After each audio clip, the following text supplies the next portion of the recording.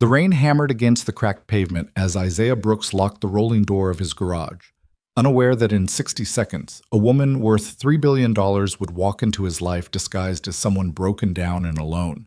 She would lie to him. She would fall in love with his daughter. And when the truth finally surfaced, it would nearly destroy them all. But on this ordinary Thursday evening in Portland, all Isaiah saw was a stranger standing in the rain beside a vintage Harley that wouldn't start. And he did what he always did. He helped. Some moments change everything. This was one of them. If you want to see how a single act of kindness unraveled into the most unexpected love story, stay with me until the very end, and drop a comment telling me what city you're watching from. I love seeing how far these stories travel. The rain fell in sheets across southeast Portland, turning the streets into rivers of reflected neon and headlights. Isaiah Brooks stood inside Brooks Auto Repair, wiping his hands on a red shop rag that had seen better days. The fabric was stained with years of engine oil, transmission fluid, and the honest sweat of a man who had rebuilt his life one repair at a time. He glanced at the clock mounted above his workbench. 6:45. Nia would be finishing dinner with Mrs. Chen next door by now, probably chattering about her day at Creston Elementary while helping clear the table. Isaiah smiled despite his exhaustion. His daughter had inherited her mother's gift for finding joy in small things, for making every mundane moment feel like an adventure. Sarah had been gone for 3 years, but some nights the absence still felt fresh enough to bleed. Cancer didn't care about timelines or fairness. It didn't care that they had a 4-year-old daughter who still called for her mama in the middle of the night. It didn't care that Isaiah had promised Sarah forever when they were both 19 and stupid with love. He pushed the thought away as he reached for the light switch. Dwelling on what couldn't be changed was a luxury he couldn't afford. He had a 6-year-old counting on him, a mortgage that never slept, and a business that survived on reputation in a neighborhood where your word meant more than any contract. The motorcycle appeared through the rain like something out of a dream. Isaiah's hand froze on the light switch as he watched the vintage Harley sputter and cough its way to the curb directly in front of his garage. The engine gave one final tubercular wheeze before dying completely. Through the rain-streaked window, he could see the rider sitting motionless astride the machine, head bowed as if in prayer or defeat. For a long moment, neither of them moved. Then the rider dismounted in one fluid motion that spoke of years of practice, revealing a slender figure in a soaked leather jacket and dark jeans. She pulled off her helmet, and even through the distortion of rain and glass, Isaiah could see she was younger than he'd expected. Late 20s, maybe 30. Her hair was dark and cut in a practical bob that dripped water down her neck. She looked up at the garage, at the hand-painted sign that read, Brooks Auto Repair, honest work, fair prices, and something in her expression made Isaiah's heart constrict. She looked lost. Not geographically lost, but the kind of lost that lived deeper, in places maps couldn't reach. He was pulling on his jacket before he'd consciously decided to help. The rain hit him like a physical force the moment he stepped outside, instantly soaking through his shirt. "Ma'am," he called, raising his voice above the storm. "You okay?" She turned toward him, and Isaiah got his first clear look at her face. She was beautiful in an unconventional way, all sharp angles and intelligent eyes the color of storm clouds. But it was her expression that stopped him, a mixture of frustration, exhaustion, and something that looked almost like relief. "It died," she said simply, gesturing at the motorcycle. "I was about 5 miles out when it started making this sound like something was grinding itself to death. Made it here before it gave up completely." Isaiah approached the Harley, running his eyes over the classic lines. A 1978 shovelhead, if he wasn't mistaken. Beautiful machine, but old enough to have temperamental tendencies. "You have somewhere you need to be? Someone expecting you?" "No," she said, and the word carried more weight than its single syllable should have borne. "No one's expecting me." Something in that admission made Isaiah look at her more carefully. She met his gaze without flinching, and he saw layers there. Complexity that contradicted the simplicity of her soaked clothing and broken-down bike. "Let me get it inside," he said, making a decision. "Get it out of this rain and take a look." "I don't want to impose," she started, but Isaiah was already moving toward the garage door. "No imposition. I was just closing up, but another half hour won't kill me." He glanced back at her. Unless you'd rather stand in the rain. The smallest smile touched her lips. When you put it that way. Together they wheeled the motorcycle into the garage. Isaiah hit the lights, fluorescent bulbs flickering to life and casting everything in harsh clarity. His workspace was organized chaos, tools arranged with the precision of a surgeon's instruments, parts cataloged and labeled, a calendar on the wall with Naya's school events marked in bright pink marker. The woman was studying everything with an intensity that felt almost professional, as if she was cataloging not just the space but the life it represented. "I'm Victoria," she said suddenly, extending her hand. Victoria Hale. Her grip was firm, her palms smooth but her fingers strong. Not the hands of someone afraid of work, but not calloused like his either. "Isaiah Brooks," he gestured around them. "Welcome to my kingdom." "You own this place?" "Every inch of it. The building, the debt, the dreams." He moved toward the Harley, already running through diagnostic possibilities in his mind. "How long have you had her?" 6 months. Bought it from an estate sale in Eugene. The previous owner kept meticulous maintenance records, but I'm starting to think something was missed. Isaiah crouched beside the motorcycle, his trained eye catching details most people would miss. "Mind if I take a closer look?" "Please." For the next 20 minutes, Victoria watched as Isaiah performed what looked like mechanical poetry. His hands moved with absolute certainty, checking connections, testing linkages, reading the motorcycle's story through touch and sound. He didn't perform for her, didn't narrate his process or try to impress. He simply worked with the focused intensity of someone who had found their calling in the practical magic of making broken things whole. "Your carburetor is flooding," he said finally, straightening up. "The float needle is sticking, probably needs cleaning, possibly replacement depending on how worn the valve is. Also, your timing seems off, and you've got a wire connection that's borderline dangerous." Victoria's eyebrows rose. "How dangerous?"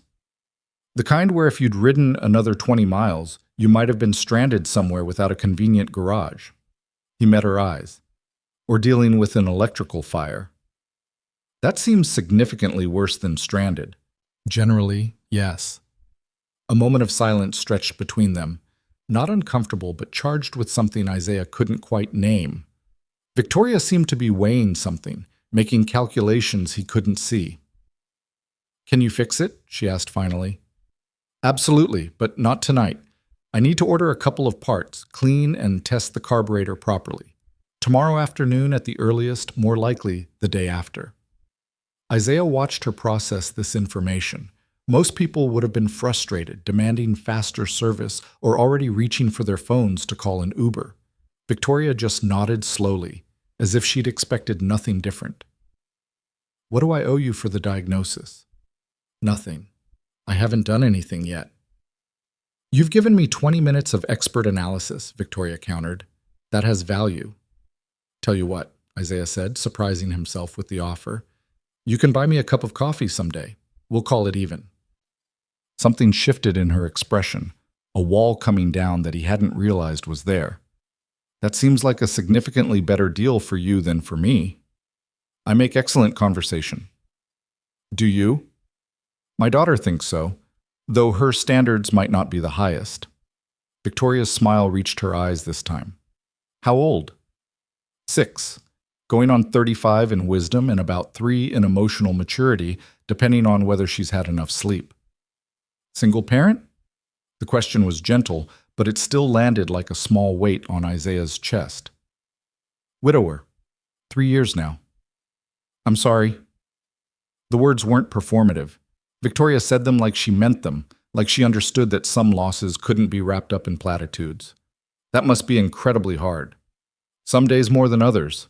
Isaiah moved toward his desk, pulling out a work order form. "Let me get your contact information. I'll call when the parts come in."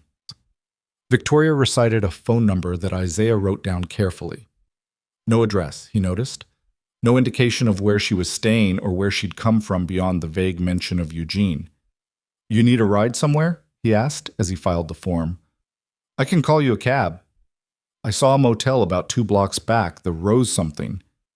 "Rose City Inn. It's clean, quiet. Owner's name is Mike. Tell him Isaiah sent you, he'll give you a fair rate." You have a lot of pull at the local motel? I fix Mike's delivery van for free twice a year. He owes me eternal gratitude and occasional favors. Victoria laughed, and the sound transformed her face completely. She looked younger suddenly, less guarded. That seems like a sustainable economic model. Works in this neighborhood. We take care of each other. She held his gaze for a moment longer than necessary. I'm beginning to see that. Isaiah walked her to the door, watching as she pulled her leather jacket tighter against the rain that hadn't let up. The storm was settling in for the night, the kind of Portland weather that could last for days. Thank you, Isaiah, Victoria said, turning back at the threshold, for not leaving me stranded. Wouldn't have been able to sleep knowing I'd locked my door on someone who needed help. He shrugged. Basic human decency isn't exactly rare around here. You'd be surprised, Victoria said quietly. Then she pulled up her jacket hood and disappeared into the rain, becoming just another silhouette against the neon-bright night. Isaiah stood in the doorway longer than he should have, watching until she turned the corner toward the motel. Then he locked up, retrieved his truck from the back lot, and drove the 3 blocks to Mrs. Chen's house to collect his daughter. Nia was still at the table when he arrived, helping Mrs. Chen's grandson, Tommy, build something elaborate out of Legos. She looked up at the sound of his knock, and her whole face lit up in a way that still made Isaiah's chest hurt with gratitude and grief in equal measure. "Daddy!" She launched herself at him with the absolute faith that he would catch her, which he always did. "Tommy and me made a spaceship that turns into a dragon." "Tommy and I," Isaiah corrected gently, pressing a kiss to her curly hair. "And that sounds amazing. Did you say thank you to Mrs. Chen?" "Thank you, Mrs. Chen," Nia called over her shoulder, already tugging Isaiah toward the Lego creation. "Look, Daddy, it has wings that move and everything." Mrs. Chen appeared from the kitchen, wiping her hands on a dish towel and smiling at the familiar scene. She was in her 70s, a retired nurse who had lived in the neighborhood longer than anyone could remember. She'd known Sarah, had brought casseroles and comfort in those first terrible months after the funeral. Now she watched Nia twice a week while Isaiah handled the late afternoon repairs that paid their bills. "She was an angel, as always," Mrs. Chen said, which was her standard report regardless of how many times Nia had probably tested the boundaries. "Ate all her vegetables without complaint." This was directed at Naya, who had the grace to look slightly guilty. Vegetables were an ongoing negotiation in the Brooks household. "What would I do without you?" Isaiah asked, and meant it completely. "Find someone else to spoil her rotten," Mrs. Chen replied, but her eyes were warm. "Go on, get her home and into dry clothes. This rain isn't letting up anytime soon." The drive home took less than 5 minutes, but Nia filled every second with a detailed account of her day. The substitute teacher who let them have extra recess, the boy who threw up after eating too much paste, the picture she'd drawn in art class that she absolutely needed to show him immediately. Their house was a small craftsman bungalow that Isaiah and Sarah had bought as a fixer-upper right after they married.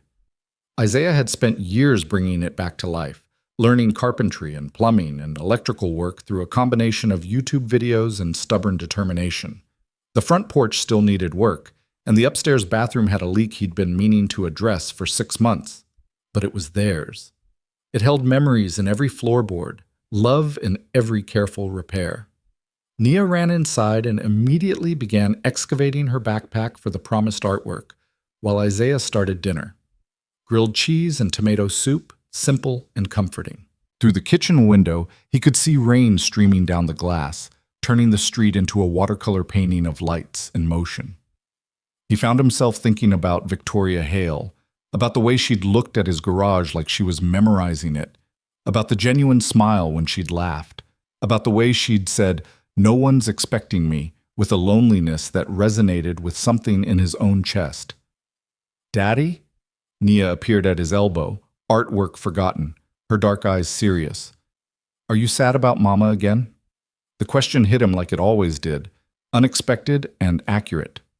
Nia had an uncanny ability to read his moods, to sense the currents of grief that still moved beneath the surface of their daily lives. "A little bit," Isaiah admitted, because he'd never lied to her about this. "But it's okay to be sad sometimes. It means we remember how much we loved her." Nia considered this with the gravity of someone much older. I think Mama would want you to be happy too. I am happy, baby girl, especially when I'm with you. But maybe not just with me forever and ever, Nia said carefully.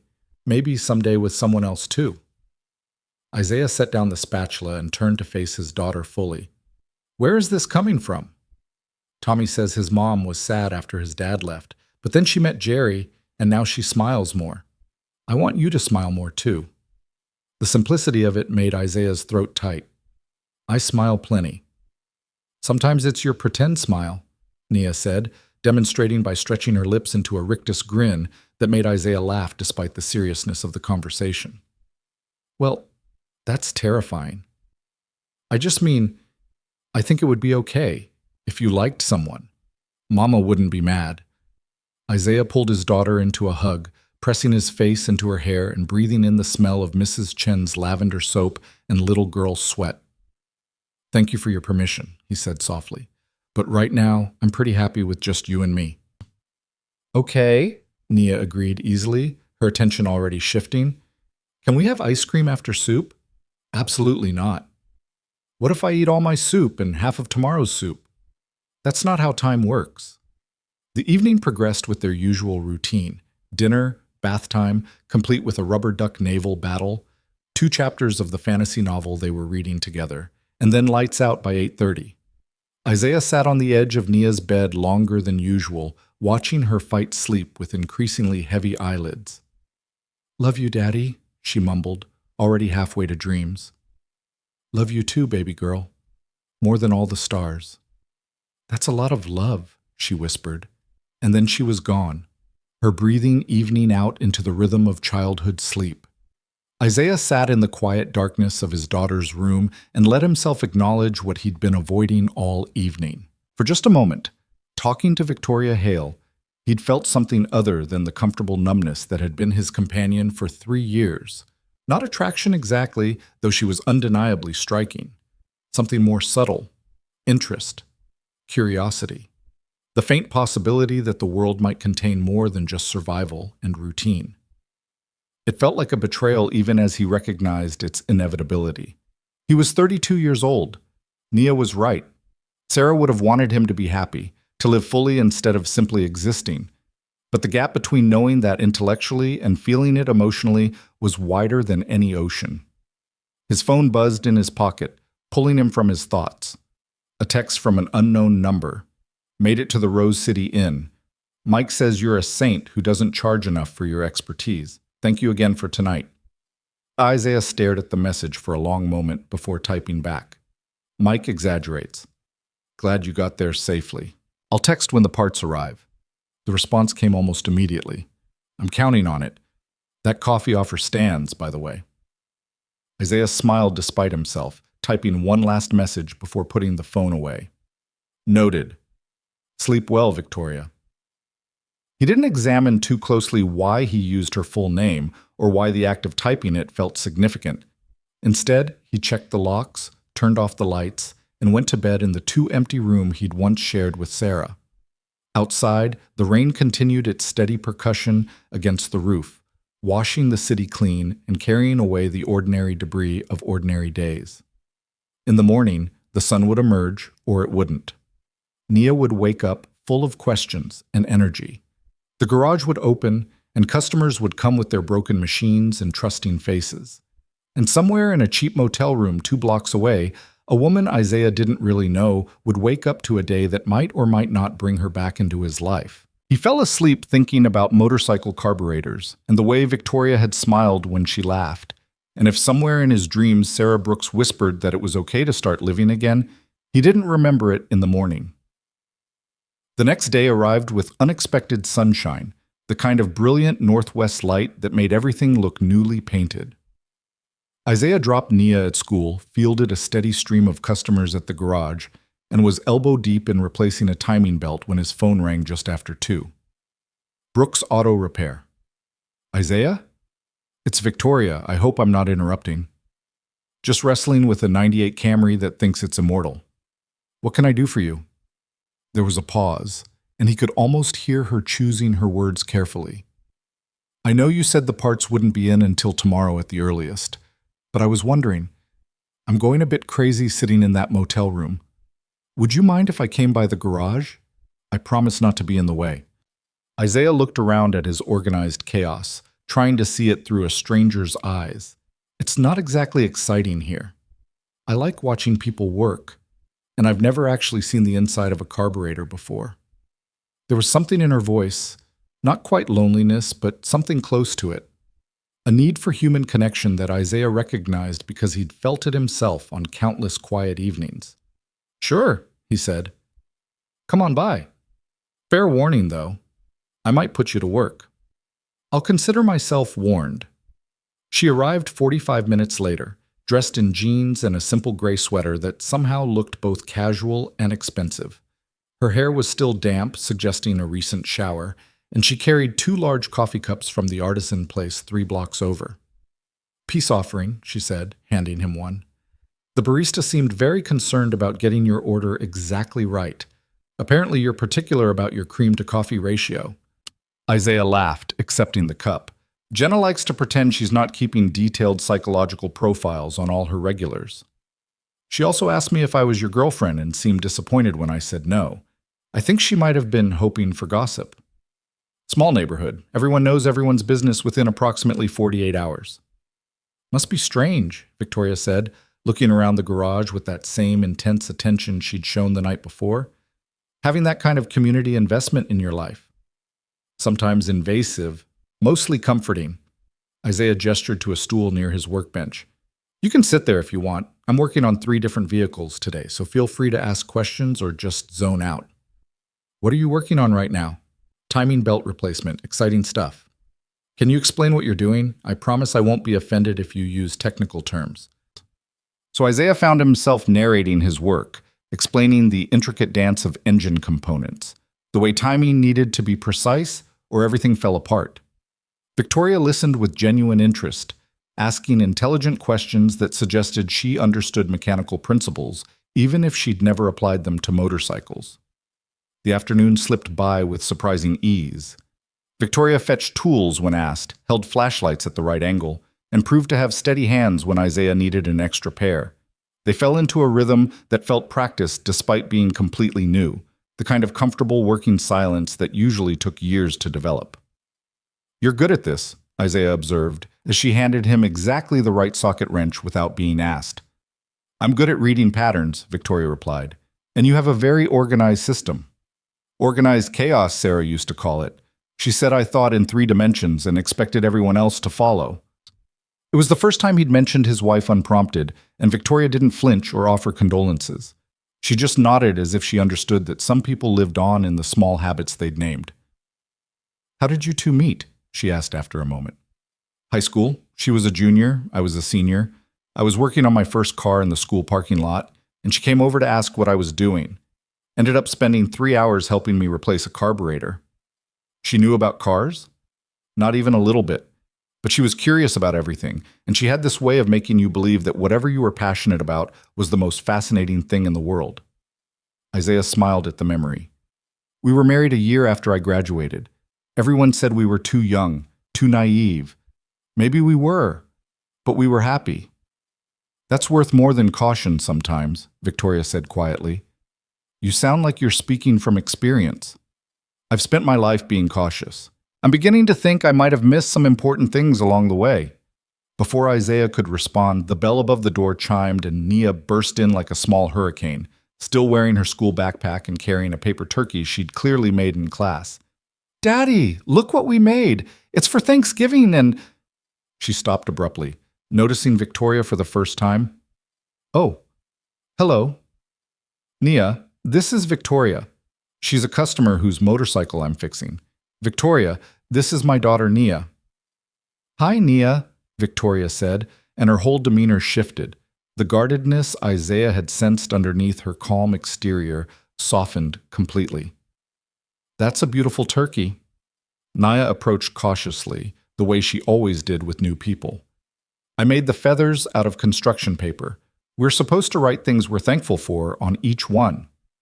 That's a wonderful idea. What did you write? Family, friends, ice cream, daddy's pancakes. Nia counted them off on her fingers. And books. I really like books.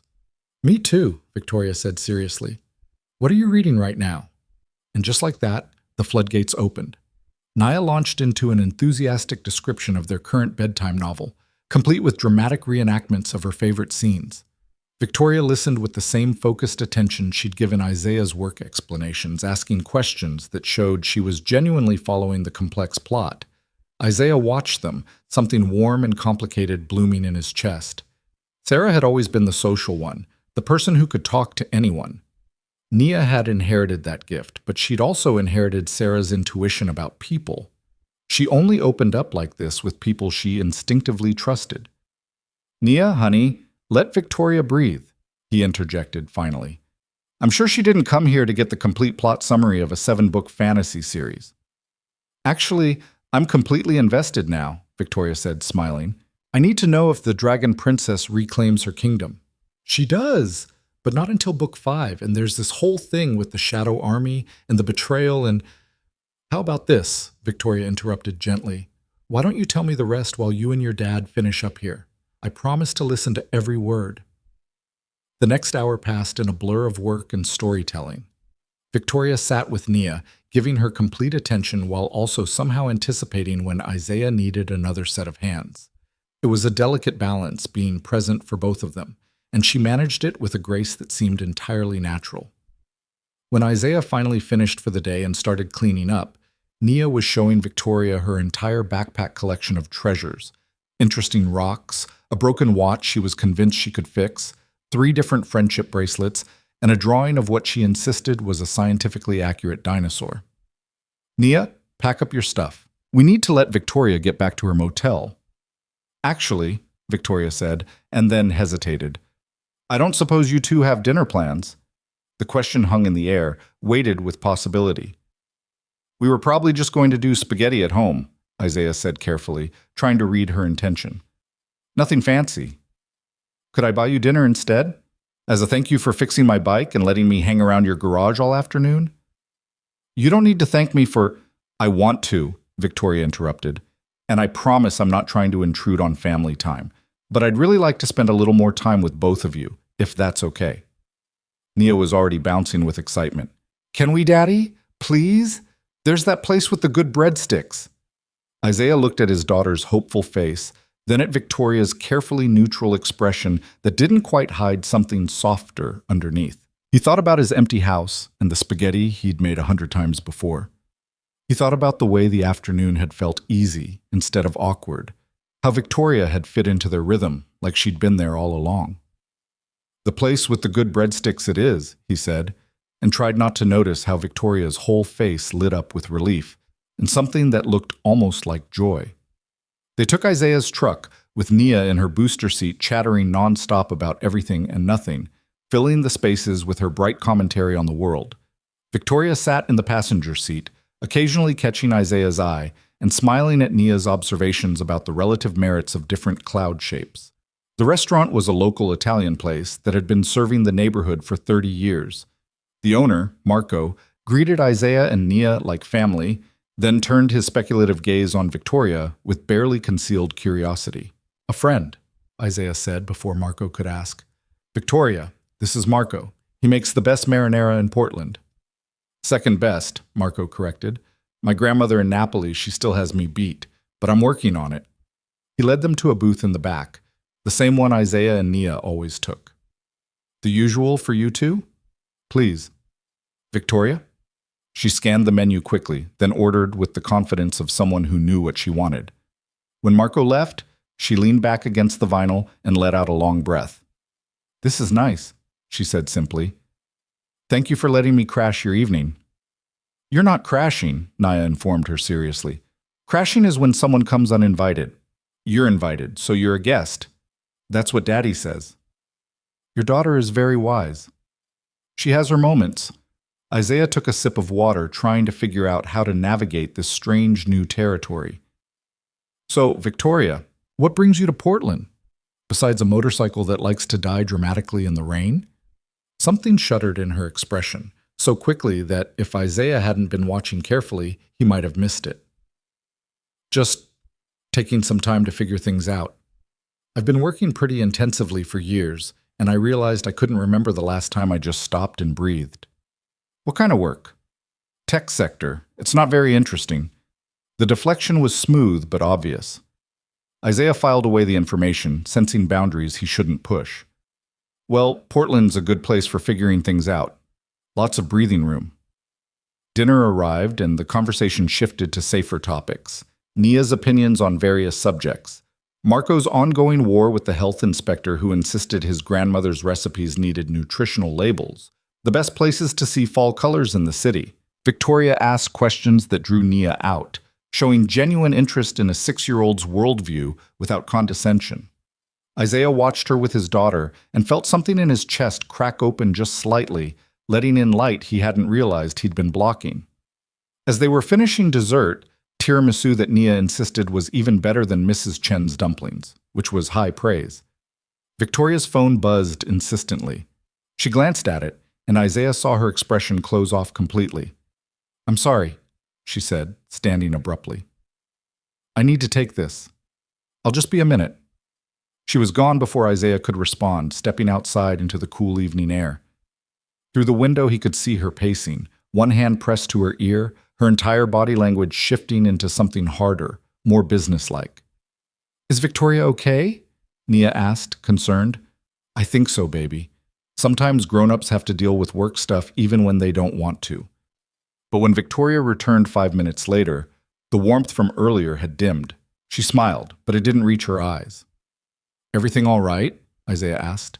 "Fine. Just things I need to handle." She pulled out her wallet, but Isaiah waved her off. "I've got this." "You already bought coffee earlier." "Isaiah, I insist you can get the next one." That made her pause, and some of the tension eased from her shoulders. "The next one? If you're still in town when your bike is fixed, we could grab coffee for real. No garages or breakdowns required." Victoria's smile turned genuine. "I'd like that." They drove back to the Rose City Inn in relative silence, Nia dozing in her car seat, worn out from the excitement of having a new person in their orbit. When Isaiah pulled up to the motel, Victoria turned to face him. "Thank you," she said quietly. "For today. For dinner. For treating me like a normal person instead of—" She trailed off, and Isaiah waited for her to finish. When she didn't, he simply nodded. "You are a normal person, Victoria. Whatever else is going on in your life, that part's pretty clear." She looked at him for a long moment, something vulnerable and raw crossing her face. Then she leaned over and pressed a quick kiss to his cheek, so fast he almost thought he'd imagined it. "Good night, Isaiah Brooks. Take care of that beautiful daughter." She was out of the truck and into the motel before he could respond, leaving him sitting in the parking lot with the ghost of her lips still warm against his skin and his heart doing something complicated in his chest. In the back seat, Nia stirred. "Is Victoria going to be your girlfriend, Daddy?" "I barely know her, sweetheart." "But you like her." Isaiah pulled back onto the street, heading toward home. "Yeah," he admitted softly. "I think I might." "Good," Nia murmured, already falling back asleep. "She's nice, and she doesn't do the pretend smile when she looks at you." Isaiah drove through the quiet streets, past darkened storefronts and late-night diners, past the garage that held his livelihood and the neighborhood that held his life. He thought about motorcycle carburetors and the way Victoria had listened to his daughter like every word mattered. He thought about the phone call that had pulled her away and the secrets he sensed she was carrying. Mostly, he thought about the fact that for the first time in 3 years, the idea of tomorrow felt like something other than just another day to survive. The parts for Victoria's Harley arrived 2 days later, on a Thursday morning that dawned gray and cold. Isaiah was alone in the garage when the delivery truck pulled up. Nia still at school and the neighborhood quiet in that mid-morning lull between rush hour and lunch. He signed for the boxes and immediately texted Victoria, then caught himself wondering if she'd even still be in town. The response came within 30 seconds. "Still here. Can I come watch you work?" Isaiah looked at the carburetor kit, then at his schedule for the day. He had 2 oil changes booked and a brake job that would take most of the afternoon, but nothing that required his absolute concentration. Doors open, coffee's fresh. She arrived 20 minutes later, and Isaiah noticed immediately that something had shifted. She looked tired, shadows under her eyes suggesting she hadn't been sleeping well. But more than that, she looked lighter somehow, as if she'd set down something heavy. "Rough couple of days?" Isaiah asked, handing her a mug. "You could say that." Victoria wrapped her hands around the cup, seeking warmth. "I've been making some decisions. Big ones. Want to talk about it?" "Not yet. Maybe soon." She gestured toward the Harley, which Isaiah had already moved onto his main lift. "I'd rather watch you bring her back to life." So Isaiah worked, and Victoria watched, and between them grew a comfortable silence punctuated by occasional questions and observations. She had a knack for asking exactly the right thing at exactly the right moment, demonstrating that her interest the other day hadn't been polite performance. She genuinely wanted to understand how things worked, how broken pieces became whole again. "You love this," Victoria observed as Isaiah carefully cleaned the carburetor components. "It's not just a job for you." "No," Isaiah admitted. "It's not. There's something satisfying about taking something that stopped working and making it run again. Clear problems, clear solutions. If you do it right, the machine thanks you by doing exactly what it's supposed to do." "I wish life worked that way." "Doesn't it, sometimes?" Victoria considered this, tilting her head. "I think life has a lot more variables than a carburetor, a lot more room for things to go wrong in ways you can't predict." "True. But the principle's the same, isn't it? You figure out what's broken, you fix it piece by piece, and eventually things work better than they did before." "You make it sound simple." "Simple doesn't mean easy." Isaiah looked up from his work, meeting her eyes. "Some things are worth the complicated repair work." Something passed between them in that moment, a current of understanding that had nothing to do with motorcycles. Victoria broke the gaze first, looking down at her coffee. "My father taught me to ride," she said suddenly. "When I was 16. He had a bike just like this one, actually. Same year, same model. We used to take these long weekend rides through wine country, just the two of us. He'd talk about business and life and all the things he wanted me to understand about the world." "Sounds like good memories?" "The best ones I have of him." Her voice went quiet. "He died when I was 23. Heart attack at his desk. He was only 51. I'm sorry, Victoria. I bought this bike because it reminded me of those rides. A feeling like his daughter instead of his legacy." She shook her head as if clearing away thoughts she didn't want to voice. "Anyway, that's why it matters to me that it's fixed right. It's not just a motorcycle." "It never is," Isaiah said gently. "The things we hold on to, they're always about more than what they appear to be." He returned his attention to the carburetor, giving Victoria space to collect herself. When he glanced up a few minutes later, she was studying him with an expression he couldn't quite read. "What?" he asked. "You're a good man, Isaiah Brooks. You barely know me." "I know enough. I know you took in a stranger's broken motorcycle in the rain. I know you treat your daughter like she's the most important person in the world. I know you talk about your late wife without bitterness, just love." She paused. "I know you make me feel like maybe it's okay to stop running for a minute and just be." Isaiah set down his tools, suddenly aware that they were having a conversation that went far deeper than the words themselves. "Victoria, I don't know what you're running from." "Yes, you do," she interrupted. "You're too observant not to have guessed. I'm running from expectations, from a life that stopped feeling like mine somewhere along the way, from decisions I made when I was too young to understand what I was sacrificing." "And you came to Portland to figure out what you want instead?" "Something like that." She moved closer, watching his hands as he worked. "Do you ever feel like you're living someone else's life? Like you woke up one day and realized you've been following a script you never agreed to?" Isaiah thought about the garage, about the choices he'd made after Sarah died to keep their life intact for Nia's sake.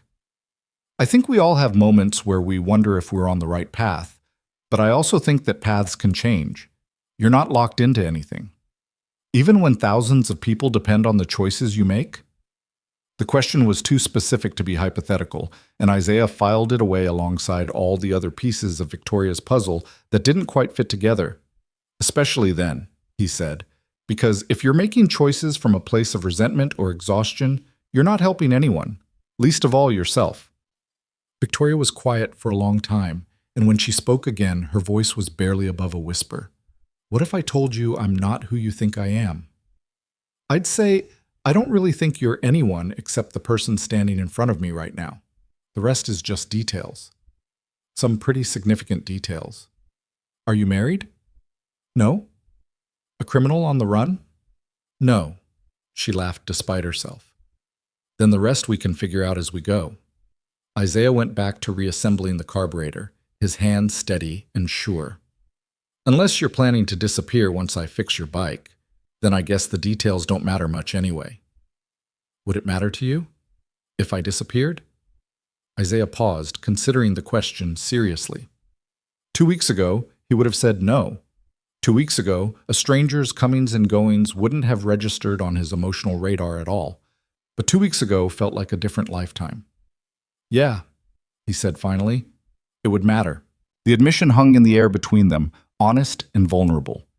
Victoria moved closer, close enough that Isaiah could smell her perfume mixed with coffee and rain.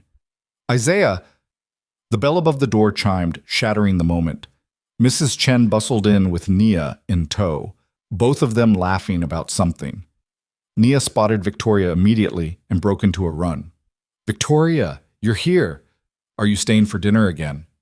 Victoria caught Nia in a hug, her expression transforming from whatever complicated emotion had been building into genuine delight. I don't know, sweetness. That's up to your dad. Daddy always says yes to dinner, Nia announced confidently, especially if we're having something good. Is that right? Victoria looked at Isaiah over Nia's head, eyebrows raised. I've been accused of being a pushover where my daughter is concerned, Isaiah admitted. Mrs. Chen, you're early. Everything okay? Everything's fine, Mrs. Chen said, but her sharp eyes were taking in the scene with obvious interest. Tommy has a dentist appointment, so I thought I'd bring this little one home early, but I can see you have company. This is Victoria, Nia supplied helpfully. Daddy's fixing her motorcycle. She likes books and she knows about dragons, and she's really nice. Is that so? Mrs. Chen extended her hand to Victoria, and Isaiah recognized the appraising look in her eyes. He'd seen it directed at him countless times over the years. I'm Susan Chen. I live next door and watch Nia sometimes.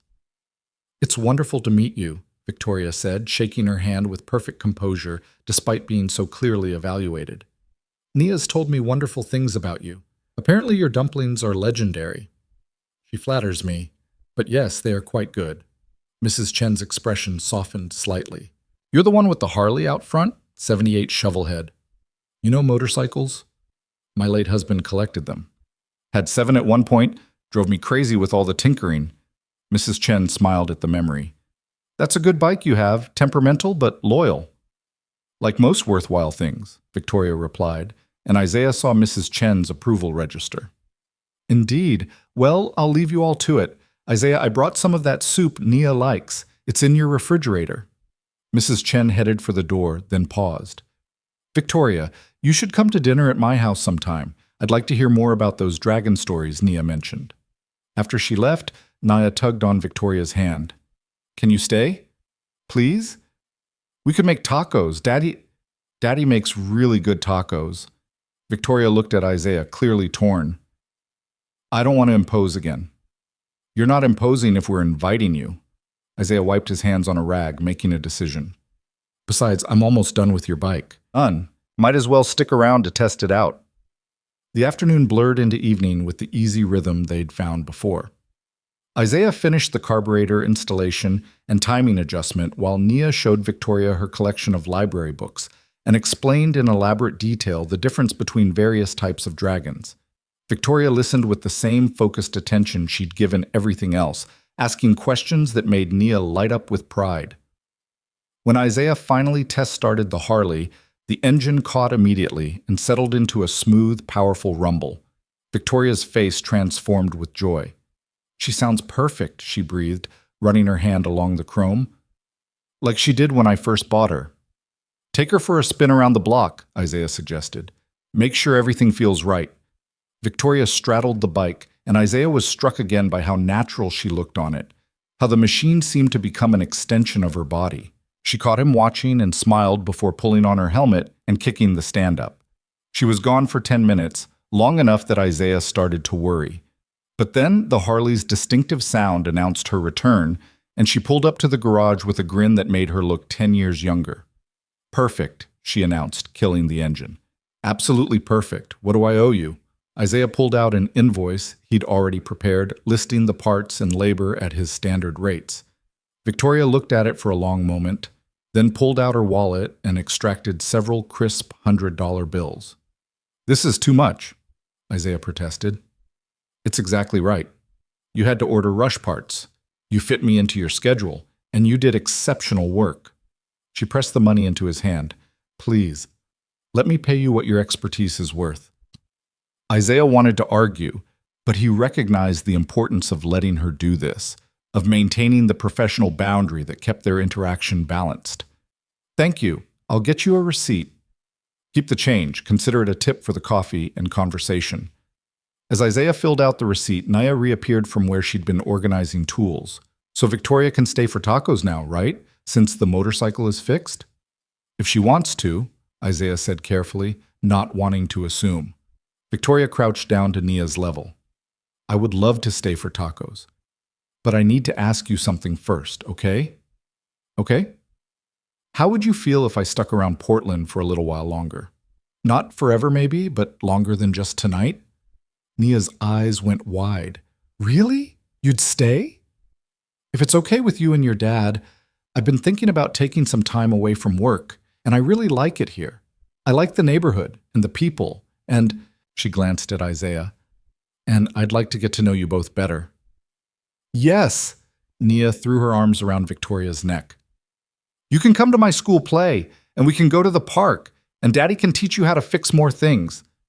Isaiah felt his heart do something complicated in his chest. "Victoria, you don't have to." "I want to," she said simply, standing up. "I haven't wanted anything this clearly in a long time. So unless you're telling me you don't want me around, that's not what I'm saying." "Then what are you saying?" Isaiah looked at his daughter's hopeful face, then at Victoria's careful expression that didn't quite hide her vulnerability. He thought about the way the afternoon had felt, about the conversation they'd been building toward before Mrs. Chen interrupted, about the fact that for the first time in years he was feeling something other than the comfortable numbness of routine. "I'm saying yes to tacos," he said finally. "And yes to whatever comes after that, one day at a time." Victoria's smile was like sunrise. One day at a time sounds perfect. They drove to the house in Isaiah's truck, the Harley following behind like a faithful companion. Nia chattered the entire way about all the things they could do together, already making plans weeks into a future that felt both thrilling and terrifying to Isaiah. At home, Victoria insisted on helping with dinner, and they fell into an easy collaboration in the small kitchen. She chopped vegetables while Isaiah seasoned meat, and Nia set the table with elaborate care, adding flowers from the garden and her best artwork as decorations. "She's pulling out all the stops," Isaiah observed quietly. "She wants to impress me," Victoria said, and her voice was thick with emotion. "I don't think anyone's ever wanted to impress me just for being me before." "What do you mean?" "Usually people want to impress me because of what I can do for them, what I represent, what doors I can open." She set down the knife, staring at the cutting board.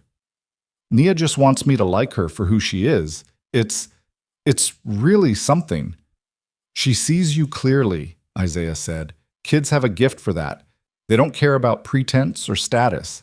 They just know if someone is kind or not." "And what do you see?" Isaiah considered the question while he worked. "I see someone who's running from something, but also towards something.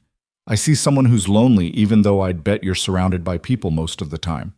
I see someone who's trying to figure out who they are when no one's watching." He paused.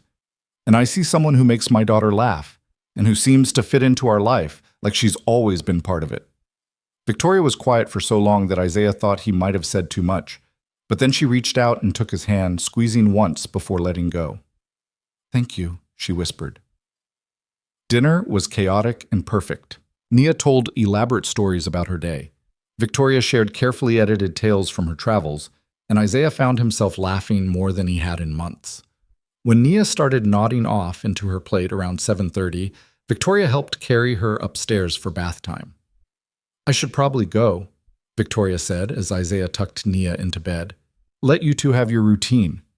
Stay for a bit? Isaiah asked. Just until she falls asleep. She'd like that. So Victoria sat on the edge of Nia's bed while Isaiah settled into the reading chair, and together they listened as Nia fought sleep with increasingly ridiculous questions about dragon biology and whether motorcycles dreamed when they were parked. When Nia finally surrendered to exhaustion, Isaiah walked Victoria downstairs and out to where the Harley waited in the driveway. Thank you for today, Victoria said, for fixing the bike, for dinner, for making me feel welcome. You're welcome.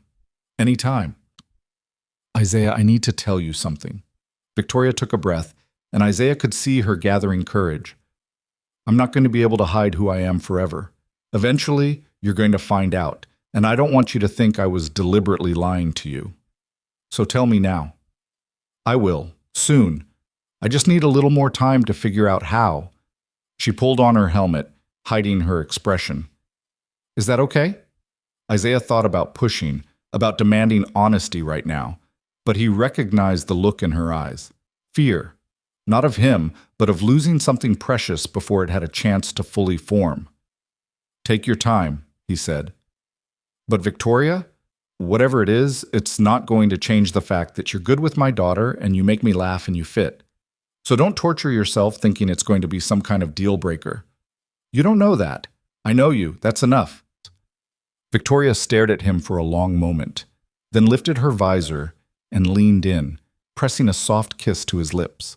It was brief and sweet and tasted like possibility. Good night, Isaiah Brooks. She was on the bike and gone before he could respond, leaving him standing in his driveway with his heart racing and his mind spinning with questions he didn't have answers to. The next week unfolded like a dream. Victoria found a small furnished apartment to rent month to month on the other side of the neighborhood, close enough to walk to the garage but far enough to have her own space. She started showing up at the shop most afternoons, sometimes with lunch, sometimes with questions about whatever project Isaiah was working on, sometimes just to sit and read while he worked. She integrated into their life with remarkable ease. She came to Nia's school play and cheered louder than anyone when Nia delivered her 3 lines as tree number 4. She learned to make Isaiah's coffee exactly the way he liked it. She started a Wednesday afternoon tradition of taking Nia to the library while Isaiah caught up on paperwork. Mrs. Chen invited her to dinner, and Isaiah heard later that they'd spent 3 hours talking about everything from motorcycle maintenance to the challenges of running a business in a changing neighborhood. Whatever tests Victoria had been subjected to, she'd apparently passed with flying colors. She's good people, Mrs. Chen declared to Isaiah the next day.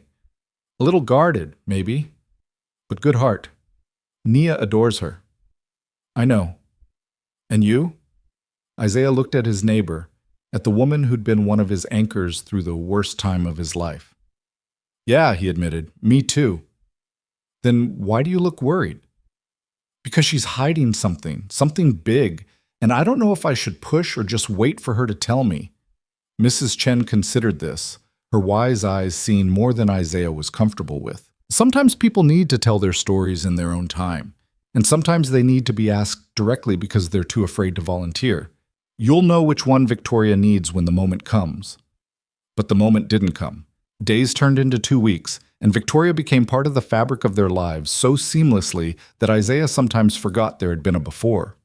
She taught Nia basic motorcycle maintenance in the garage, the two of them laughing over greasy parts while Isaiah pretended not to watch them with his heart full. She started cooking dinners at his house more nights than not, learning his kitchen like it was her own.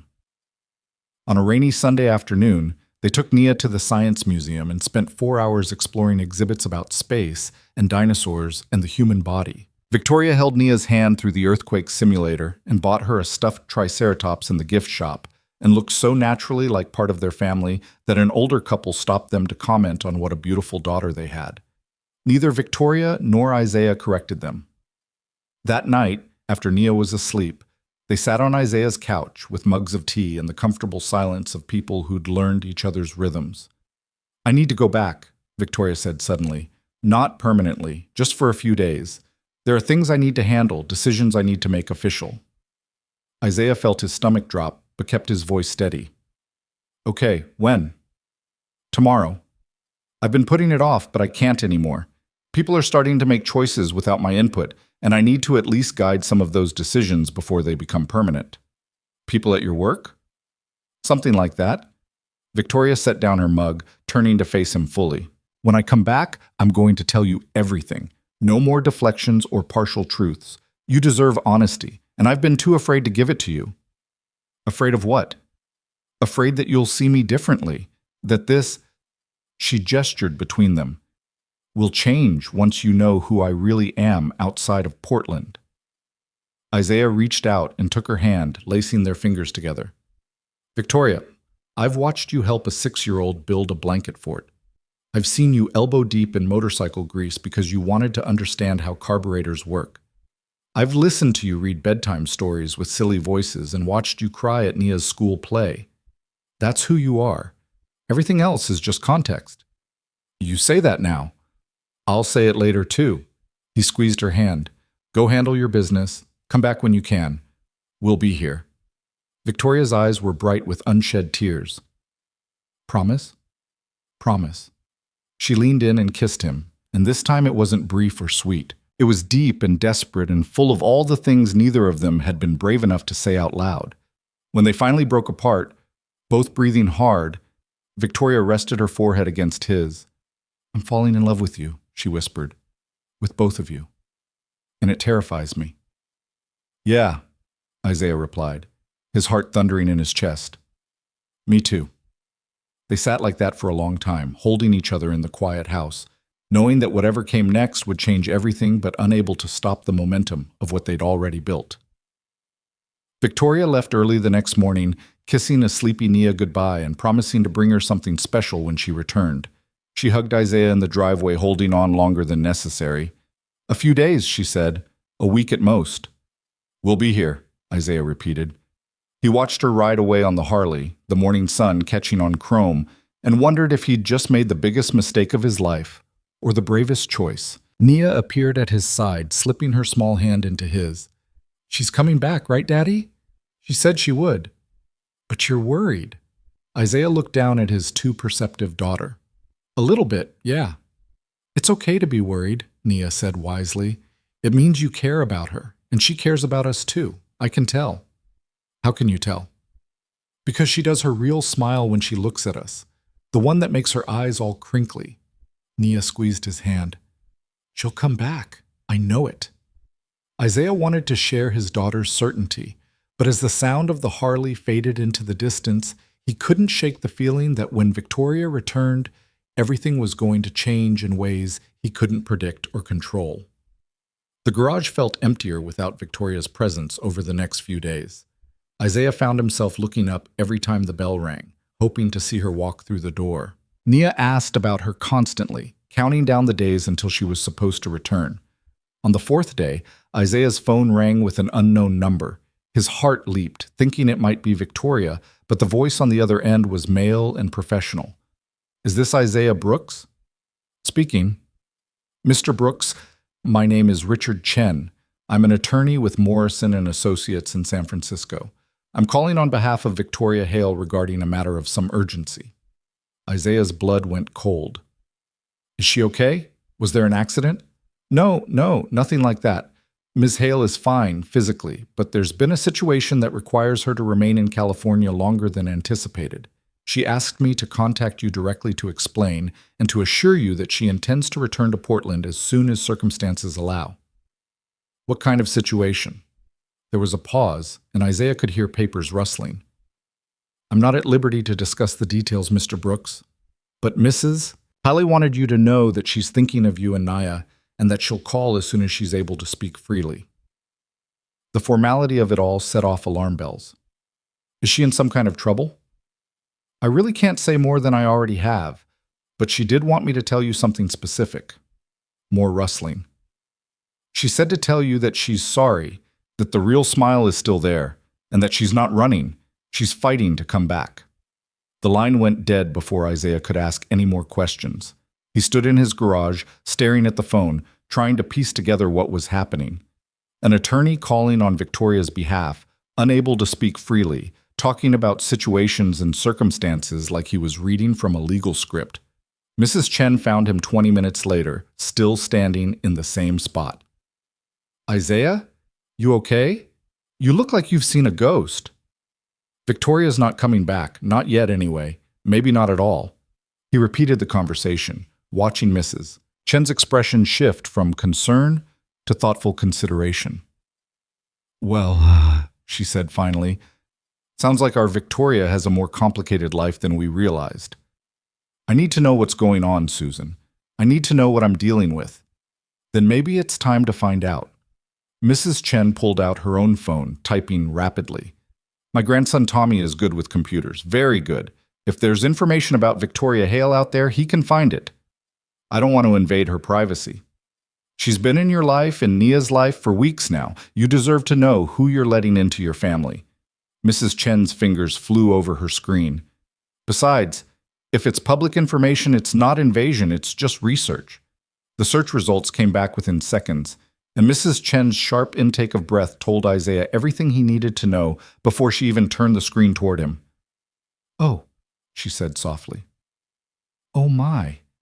Isaiah took the phone and felt the ground shift under his feet as he read the headlines. Tech billionaire Victoria Hale takes unexpected leave of absence, stock prices tumble. Hale Technologies CEO disappears for 3 weeks, board calls emergency meeting.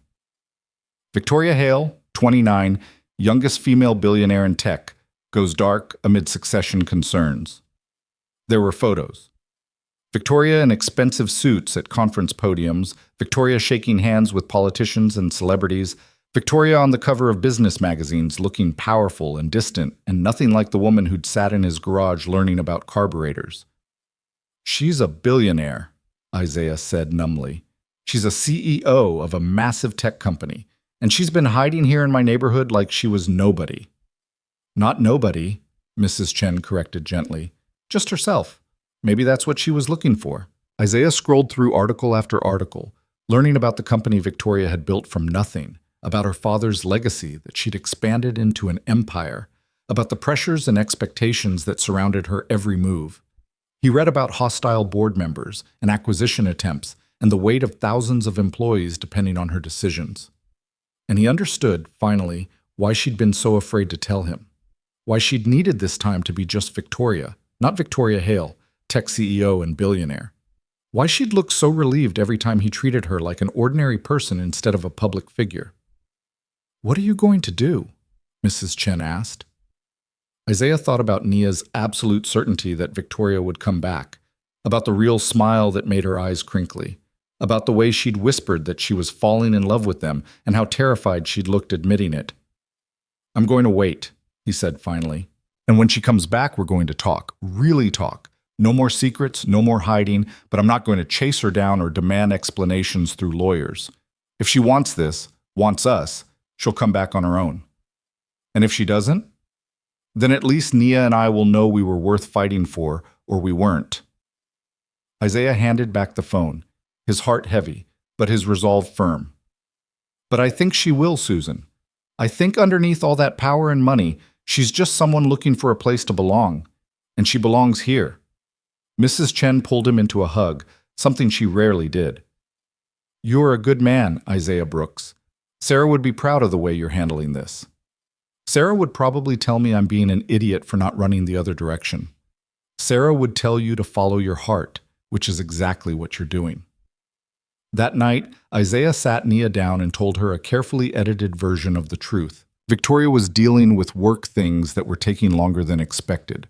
She might not be back for a while, but she'd asked her lawyer to tell them she was thinking about them and missing them. Is she in trouble? Nia asked, her young face creased with worry. I don't think so, baby. I think she just has responsibilities she has to take care of before she can come back to us. But she wants to come back?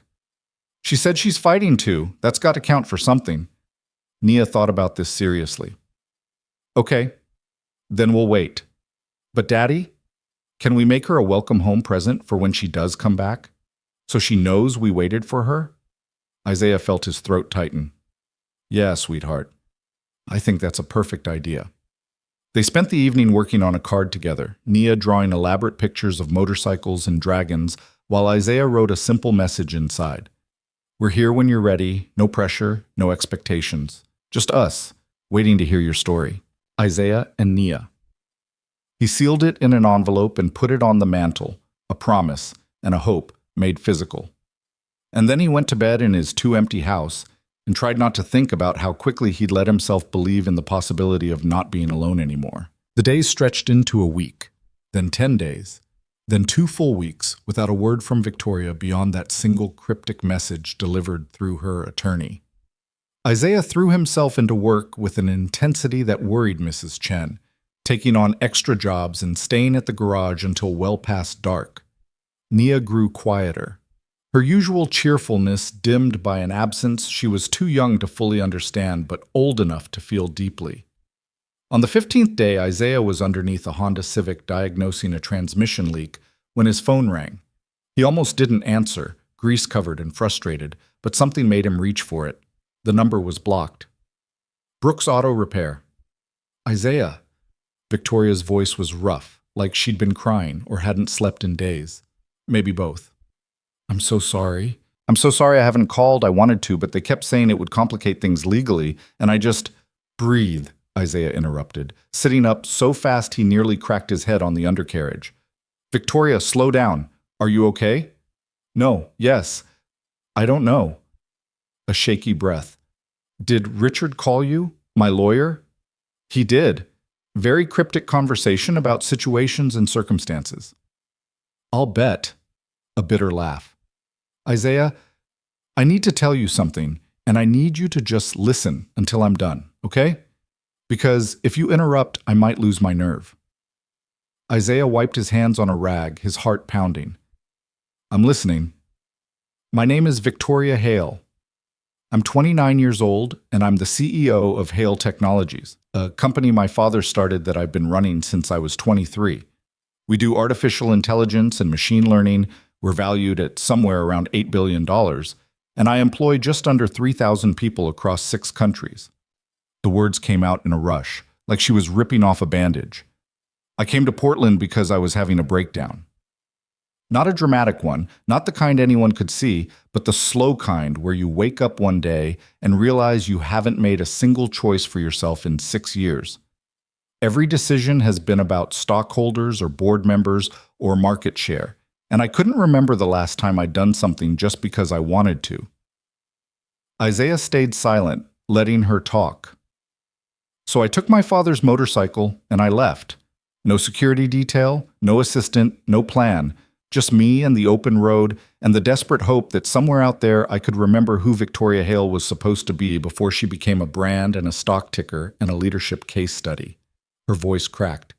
And then my bike broke down in front of your garage, and you looked at me like I was just a person, not a CEO, not a billionaire, not someone who could be useful, just someone who needed help. Victoria, please, let me finish. When I went back to San Francisco, I thought I could handle everything quickly, make some announcements, restructure some things, and come back to Portland in a few days. But the board panicked. They tried to force me out, said I was unstable and unfit to lead. There were emergency meetings and lawyers and threats about hostile takeovers. She laughed, but it held no humor. Turns out disappearing for 3 weeks without telling anyone is considered problematic leadership. Are you still CEO? Barely. I had to fight for it, had to prove I wasn't having a mental breakdown, had to sit through psychological evaluations and give speeches about commitment and stability. A pause. And the whole time, all I could think about was you and Naya, about tacos in your kitchen and the way your daughter's face lights up when she talks about dragons, about feeling like maybe I'd finally found something real in a world that's been plastic and performance for so long. Isaiah's chest ached with the weight of her words. Why didn't you just tell me from the beginning? Why hide it? Because every single person in my life wants something from me, Isaiah. Every friendship, every relationship, every casual conversation is colored by what I represent. People see the money or the power or the connections, and that's all I become to them. Her voice dropped to barely above a whisper. But you didn't know. You just saw me. And for the first time in years, I got to be the person I might have been if my dad hadn't died and left me an empire I was too young to refuse. I got to be someone's friend, someone's... She stopped abruptly. Someone's what? Someone's possibility, Victoria finished quietly.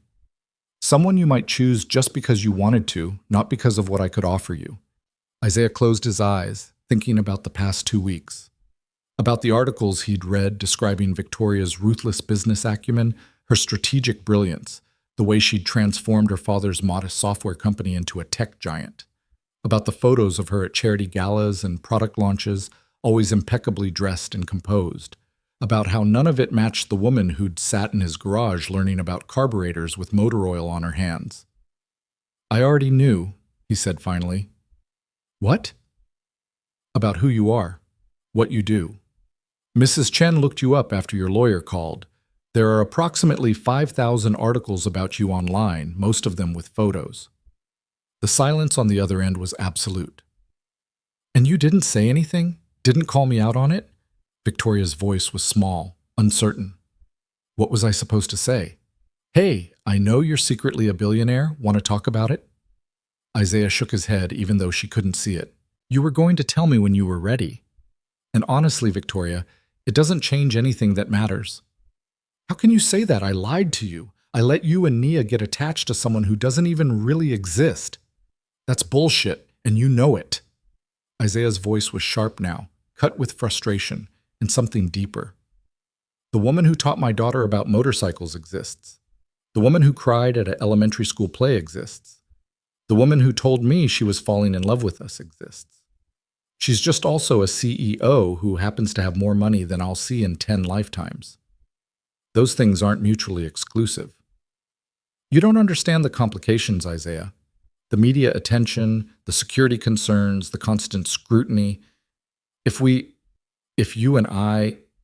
this becomes something public, your life changes. Nia's life changes. People will dig into your past, photograph your house, turn your neighborhood into a circus. So we'll deal with it. But just like that? Just like that.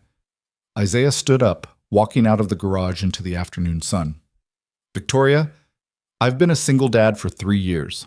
I've handled midnight fevers and tantrums in grocery stores and explaining to my 6-year-old why her mama isn't coming back.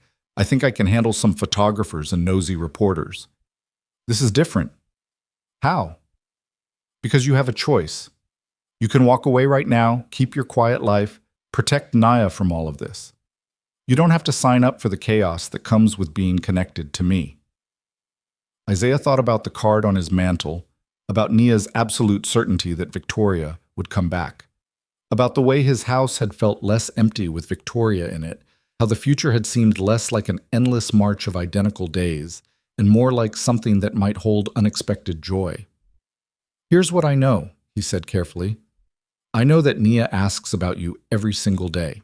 I know that my garage feels wrong without you sitting in it asking questions. I know that I spent 3 years telling myself I was fine alone, and then you showed up and reminded me what it feels like to want something other than just survival.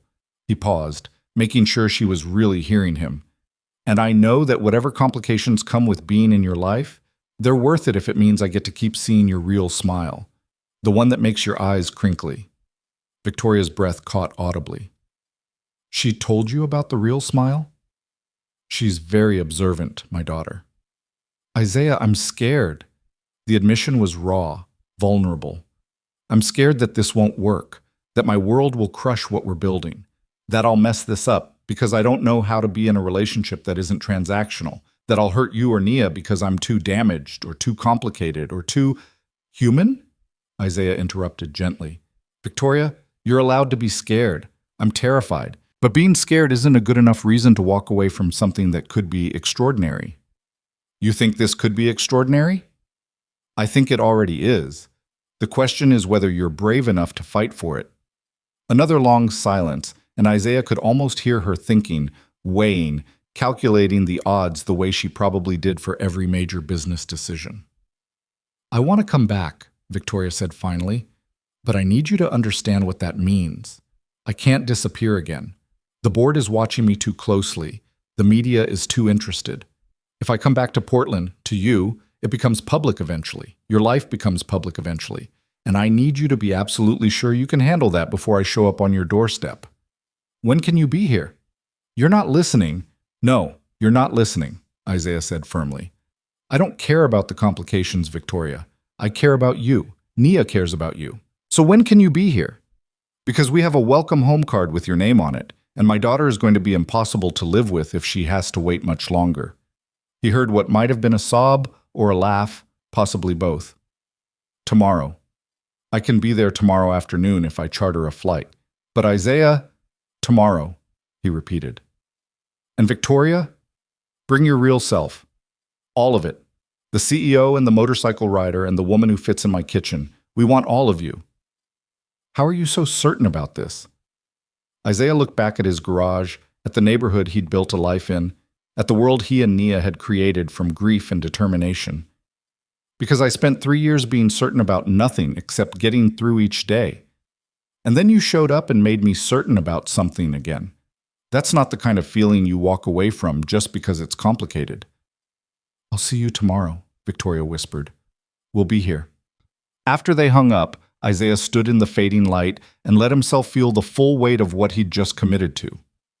He was choosing to bring someone into his and Nia's life who came with complications he couldn't fully imagine. Someone whose world was so far removed from his own that they might as well be from different planets. Someone who could give his daughter everything material she could ever want, but might also expose her to scrutiny and pressure no child should have to handle. But he was also choosing someone who made Nia laugh. Someone who listened like every word mattered. Someone who'd admitted she was scared and broken and still chose to try. That was worth fighting for. Mrs. Chen appeared at his elbow like she always did when he needed her most. That sounded like an important phone call.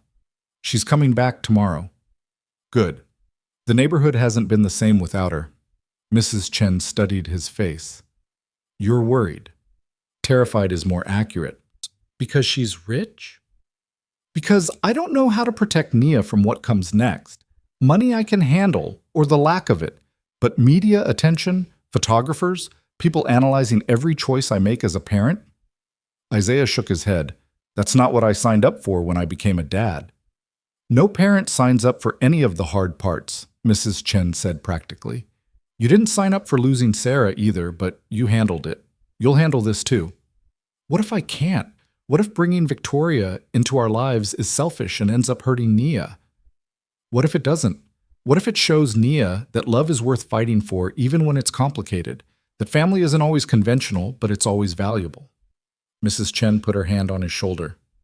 That little girl has spent 3 years watching you be strong and sad in equal measure. Maybe it's time she sees you be strong and happy instead.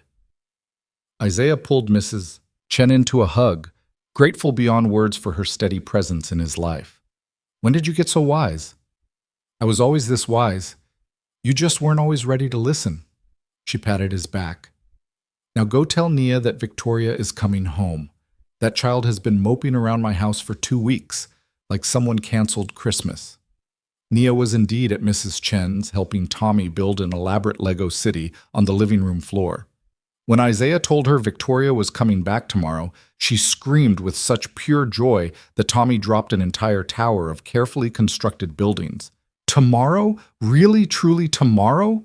Nia bounced on her toes, unable to contain her excitement. Really, truly tomorrow, afternoon sometime. We need to clean the house and make her favorite dinner and, oh, we need to give her the card we made. Nia was already gathering her things, moving with single-minded purpose. Come on, Daddy, we have so much to do. Isaiah let himself be dragged home, watching his daughter transform from the quiet, sad child of the past 2 weeks into the vibrant, energetic force of nature she was supposed to be. They spent the evening in a whirlwind of preparation, cleaning rooms that were already clean, planning a menu that changed approximately 17 times, and debating the proper placement of the welcome home card. Should we put it on the door so she sees it first thing? Nia asked, holding the envelope like it was precious treasure. I think on the table is better, more personal. What if she doesn't come inside? What if she just stays outside and talks and then leaves? Isaiah crouched down to Nia's level, taking her small hands in his larger ones. Baby girl, Victoria is coming back because she wants to be part of our lives. She's not going to just stay outside and leave, but I need you to understand something, okay? Nia's expression turned serious. Okay. Oh, Victoria's life is different from ours. She has a very important job and a lot of responsibilities. Being her friend, or more than her friend, means our lives are going to change too. There might be people who want to take pictures of us, or write stories about us, or ask us questions we don't want to answer. Because she's famous? Sort of. Because she's very successful and people are interested in her life. Nia considered this carefully. Will we still get to have pancakes on Saturday mornings? Yes. Will you still tuck me in every night? Absolutely. Will Victoria still do her real smile when she sees us?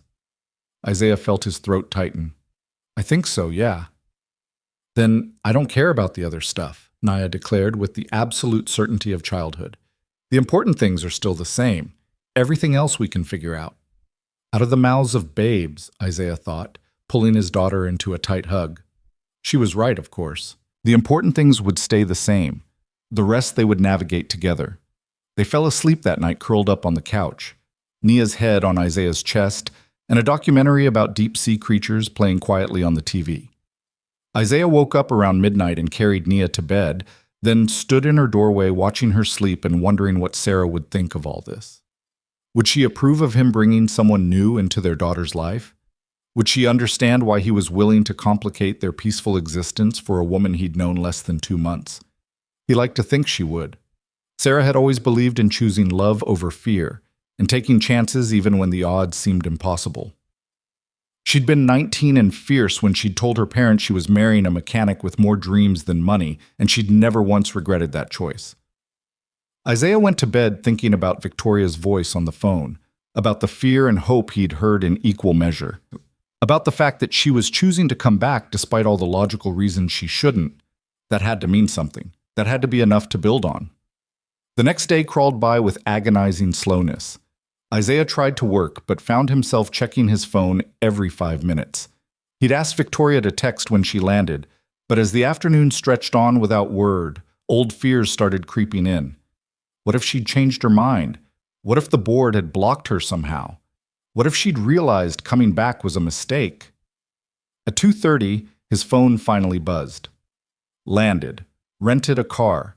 Be there in 45 minutes. Is Nia home? Isaiah's hands shook slightly as he typed back. She's at school until 3:30.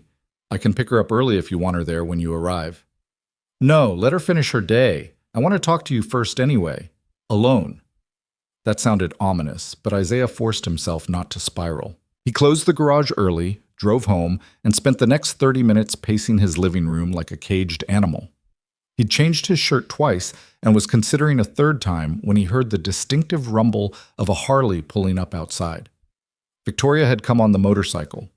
That felt significant somehow, like she was arriving as herself rather than as the powerful CEO who probably usually traveled by town car or private plane. Isaiah opened the door before she could knock. Victoria stood on his porch in jeans and a leather jacket, her hair windswept and her eyes uncertain. She looked exhausted, but also more real than any of the magazine photos he'd seen, more human and vulnerable and present.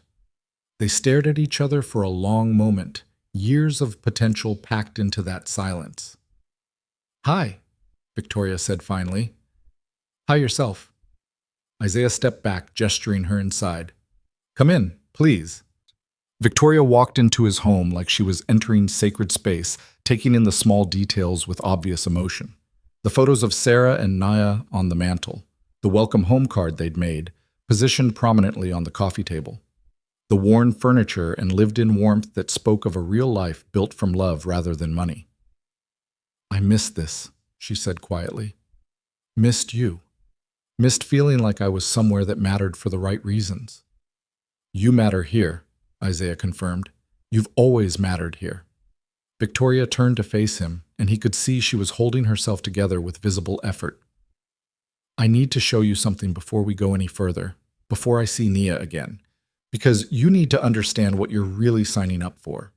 She pulled out her phone and opened a news website. The headline made Isaiah's stomach drop. Tech CEO Victoria Hale spotted in Portland. New romance brewing? Below it was a photo, clearly taken with a telephoto lens of Victoria at his front door just minutes ago. Another showed her on the motorcycle, A third was a shot of his garage with arrows pointing out his truck and business sign. "They've been following me since I left the airport," Victoria said, her voice tight with controlled anger. "In 12 hours maximum, your name will be everywhere. Your business, your address, Nia's school. They'll dig up everything about Sarah, about your finances, about every choice you've ever made. And that's just the beginning." Isaiah took the phone, scrolling through the article. It was full of speculation about who he was, why a billionaire CEO would be visiting a modest auto repair shop in a working-class Portland neighborhood, whether this was a publicity stunt or genuine romance. The comments section was already filling with opinions about everything from his appearance to his presumed motives. "This is what I meant about complications," Victoria said. "This is what being with me looks like. Constant invasion of privacy, constant judgment, constant pressure. And I completely understand if you want to tell me to leave right now and never come back. I wouldn't blame you, Isaiah. I wouldn't blame you at all." Isaiah set down the phone and looked at the woman standing in his living room. She was vibrating with tension, prepared for him to reject her, to choose the easier path. 3 weeks ago, he probably would have. 3 weeks ago, the idea of his private life becoming public spectacle would have sent him running in the other direction. But 3 weeks ago, he hadn't known what it felt like to have Victoria Hale in his life, hadn't known what her laughter sounded like, or how naturally she fit into his daughter's world, hadn't known that falling in love again was even possible, much less that it could happen so quickly and so completely. "Here's what's going to happen," Isaiah said, his voice steady despite the chaos he could feel approaching. "You're going to stay for dinner. We're going to tell Nia together that things might get complicated for a while. And then tomorrow, we're going to figure out how to handle this mess as a team, because that's what we are now, Victoria. A team. You can't possibly. I can and I do." Isaiah closed the distance between them, taking her hands. "Is it going to be hard? Absolutely. Am I going to hate having cameras in my face and strangers analyzing my life? Definitely. But am I willing to go through all of that for the chance to see where this goes? Every single time." Victoria's eyes filled with tears. "I don't deserve you. That's not how this works. We deserve each other. All the messy, complicated, impossible parts included." He pulled her into his arms, feeling her shake with the force of relief and fear and hope all tangled together. "We're going to make mistakes. We're going to have hard days. But we're going to do it together." "Together," Victoria repeated, her face pressed against his chest. "I've been alone for so long, Isaiah. I don't know if I remember how to do together." "Then we'll learn. One day at a time, just like we said before." They stood like that for a long time, holding each other while outside, somewhere in the neighborhood, cameras were probably capturing this moment to be dissected and analyzed by strangers. But inside Isaiah's small living room, none of that mattered. What mattered was the woman in his arms and the life they were choosing to build despite every logical reason not to. The sound of a car door slamming made them both jump. Through the window, Isaiah could see Mrs. Chen's car, and there was Nia, climbing out with her backpack and stopping dead when she spotted the Harley in the driveway. "She's here!" Nia's shriek of joy was audible even through the closed windows. "Daddy, Victoria's here!" Victoria pulled back from Isaiah, hastily wiping her eyes. "How do I look? Do I look like I've been crying?" "You look perfect," Isaiah assured her. "You ready for this?" "No, but I'm doing it anyway." The front door burst open and Nia flew inside like a small hurricane, launching herself at Victoria with such force that it was a wonder they both stayed upright. Victoria caught her, burying her face in Nia's curly hair, and Isaiah saw her shoulders shake with sobs she'd been holding back. "You came back," Nia said, her voice muffled against Victoria's jacket. "You really came back." "Of course I came back," Victoria managed. "I promised, didn't I?"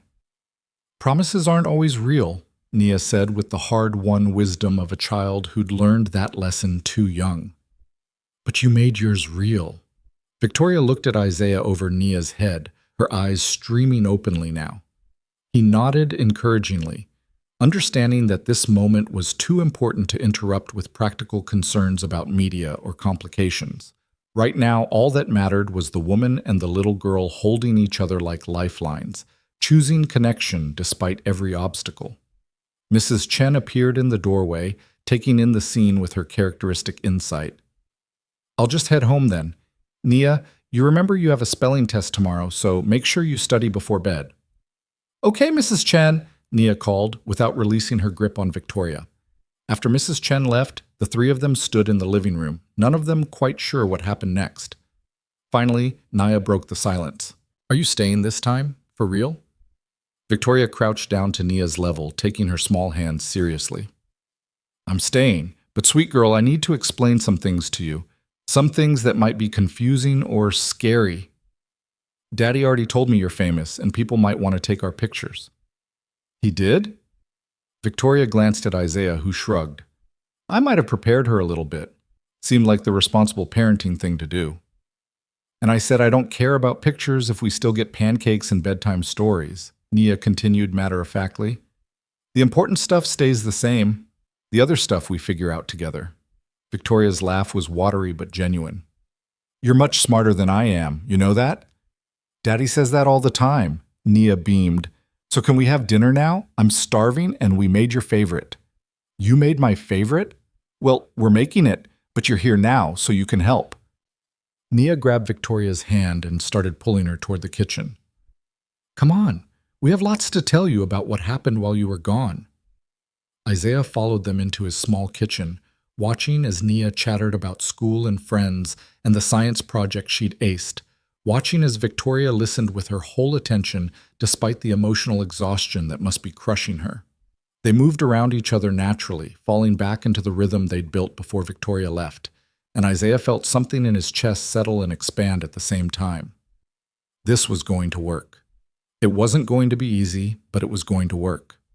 Later, after dinner had been made and eaten, after Nia had shown Victoria approximately everything she'd created in the past 2 weeks, after bath time and bedtime stories and finally sleep, Isaiah and Victoria sat on the porch in the cool night air. Thank you, Victoria said quietly. For what? For not giving up on me. For believing this could work even when I wasn't sure I did. You made it easy. You came back. That's all that mattered. Victoria leaned her head on his shoulder, and they sat in comfortable silence, watching the neighborhood settle into darkness. Somewhere out there, photographers were probably lurking. Tomorrow would bring more headlines, more speculation, more invasion. But tonight, in this moment, they were just two people choosing each other against long odds and impossible complications. And that was enough. The morning after Victoria's return, Isaiah woke to the sound of his phone vibrating continuously on the nightstand. He'd silenced it before bed, but the persistent buzzing pulled him from sleep like an insistent alarm. Bleary-eyed, he reached for it and immediately wished he hadn't. 43 missed calls, over 100 text messages, voicemails from numbers he didn't recognize, and a few he did. His email inbox showed 287 unread messages, most with subject lines that made his stomach turn. Interview request, the man who captured Victoria Hale's heart. Exclusive offer, your story, 6 figures. Background check. Inquiry, Isaiah Brooks. He sat up, running his hand over his face, trying to process the invasion that had happened while he slept. Through his bedroom window, he could see a white van parked across the street, a camera lens visible in the driver's side window. As he watched, a second vehicle pulled up behind it. This was real. This was happening. Victoria appeared in his doorway, already dressed in the same clothes from yesterday, her hair pulled back and her expression grim. They're multiplying. There are 5 out front now, 3 in the alley behind the garage. How long have you been up? I didn't really sleep, spent most of the night fielding calls from my publicist and trying to figure out damage control. She moved into the room, sitting on the edge of his bed. Isaiah, we need to talk about what happens next. Coffee first, Isaiah said, because he couldn't face this conversation without caffeine. Then crisis management. They made coffee in silence while outside more vehicles arrived. Isaiah could see photographers setting up positions across the street, their long lenses trained on his house like weapons. His phone continued its incessant buzzing, a soundtrack to the nightmare his quiet life was becoming. Nia stumbled into the kitchen, still in her pajamas, rubbing her eyes. She stopped short when she saw the scene outside the window. Daddy, why are all those people taking pictures of our house? Isaiah exchanged a look with Victoria, then crouched down to his daughter's level. Remember what we talked about yesterday? About how Victoria's job means people are interested in her life? The picture people? Yeah, baby. The picture people. They're here because they want to know about Victoria and about us. Nia pressed her face to the window, studying the photographers with scientific curiosity. They look bored. Despite everything, Isaiah laughed, probably because nothing interesting is happening. Should we do something interesting? Nia asked innocently. Like make them breakfast? Victoria choked on her coffee. That's very generous of you, sweetheart, but I don't think they'd appreciate it. Mrs. Chen says you should always be nice to people, even when they're being rude. Are they being rude? A little bit, Isaiah admitted. But we're going to handle it like grown-ups, which means ignoring them and going about our normal day. Except there was nothing normal about the day that followed. Isaiah called the school to explain the situation and arrange for Nia to be picked up from a side entrance to avoid the cameras. He fielded calls from concerned neighbors and old friends who'd seen his face plastered across tabloid websites. He ignored 3 separate offers from morning talk shows wanting him to appear and discuss his whirlwind romance with Victoria Hale. Victoria spent most of the morning locked in Isaiah's small home office, her laptop open and her phone permanently attached to her ear. He caught fragments of conversations about statements and strategies, about legal recourse and privacy laws. She sounded like a different person in those moments, her voice hard and commanding in a way he'd never heard before. It was fascinating and slightly terrifying to witness. Around 11, Mrs. Chen appeared at the back door carrying a casserole dish and wearing an expression that could have melted steel. "Those vultures tried to ask me questions about you," she announced, pushing past Isaiah into the kitchen. "I told them if they didn't leave my property immediately, I'd call my nephew who works for the police department. They scattered like roaches." "I love you," Isaiah said sincerely. "Yes, well, someone needs to protect this family from stupidity." Mrs. Chen set down the casserole. "Where's Victoria? I need to speak with her." Victoria emerged from the office looking exhausted. "Mrs. Chen, I'm so sorry about all of this. I never meant for—" "Stop apologizing and sit down," Mrs. Chen interrupted. "You look like you haven't eaten in 12 hours. Closer to 18, actually. Ridiculous." Mrs. Chen began pulling out plates and serving food with brisk efficiency. "Now listen carefully, both of you. This neighborhood has survived urban development, economic recession, and that terrible winter of '93 when the pipes froze for 6 weeks. We're not going to be intimidated by some photographers with fancy cameras." "It's not that simple," Victoria started. "It is exactly that simple. You're part of this community now, whether those people outside understand it or not, and we protect our own." Mrs. Chen fixed Victoria with a steely gaze. "The question is, are you willing to fight for this?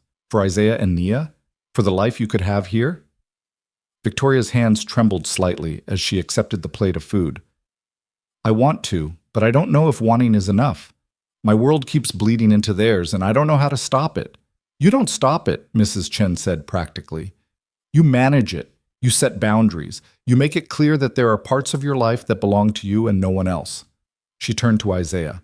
"And you need to decide if this woman is worth the temporary discomfort of having strangers in your business."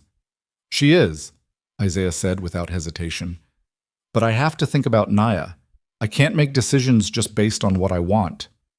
"Nia is happy," Mrs. Chen pointed out. "Happier than she's been since Sarah died. That child needs joy in her life, and Victoria brings that. Don't sacrifice your daughter's happiness on the altar of avoiding complications." They ate in contemplative silence, each wrestling with their own fears and calculations. Isaiah watched Victoria push food around her plate, her appetite clearly diminished by stress. He wanted to tell her it would be okay, that they'd figure it out, but he wasn't sure he believed it himself. His phone rang again, and this time it was a number he recognized. Marcus, his oldest friend from high school, calling from Seattle, where he worked as an engineer. "Please tell me you're not actually dating a billionaire," Marcus said without preamble.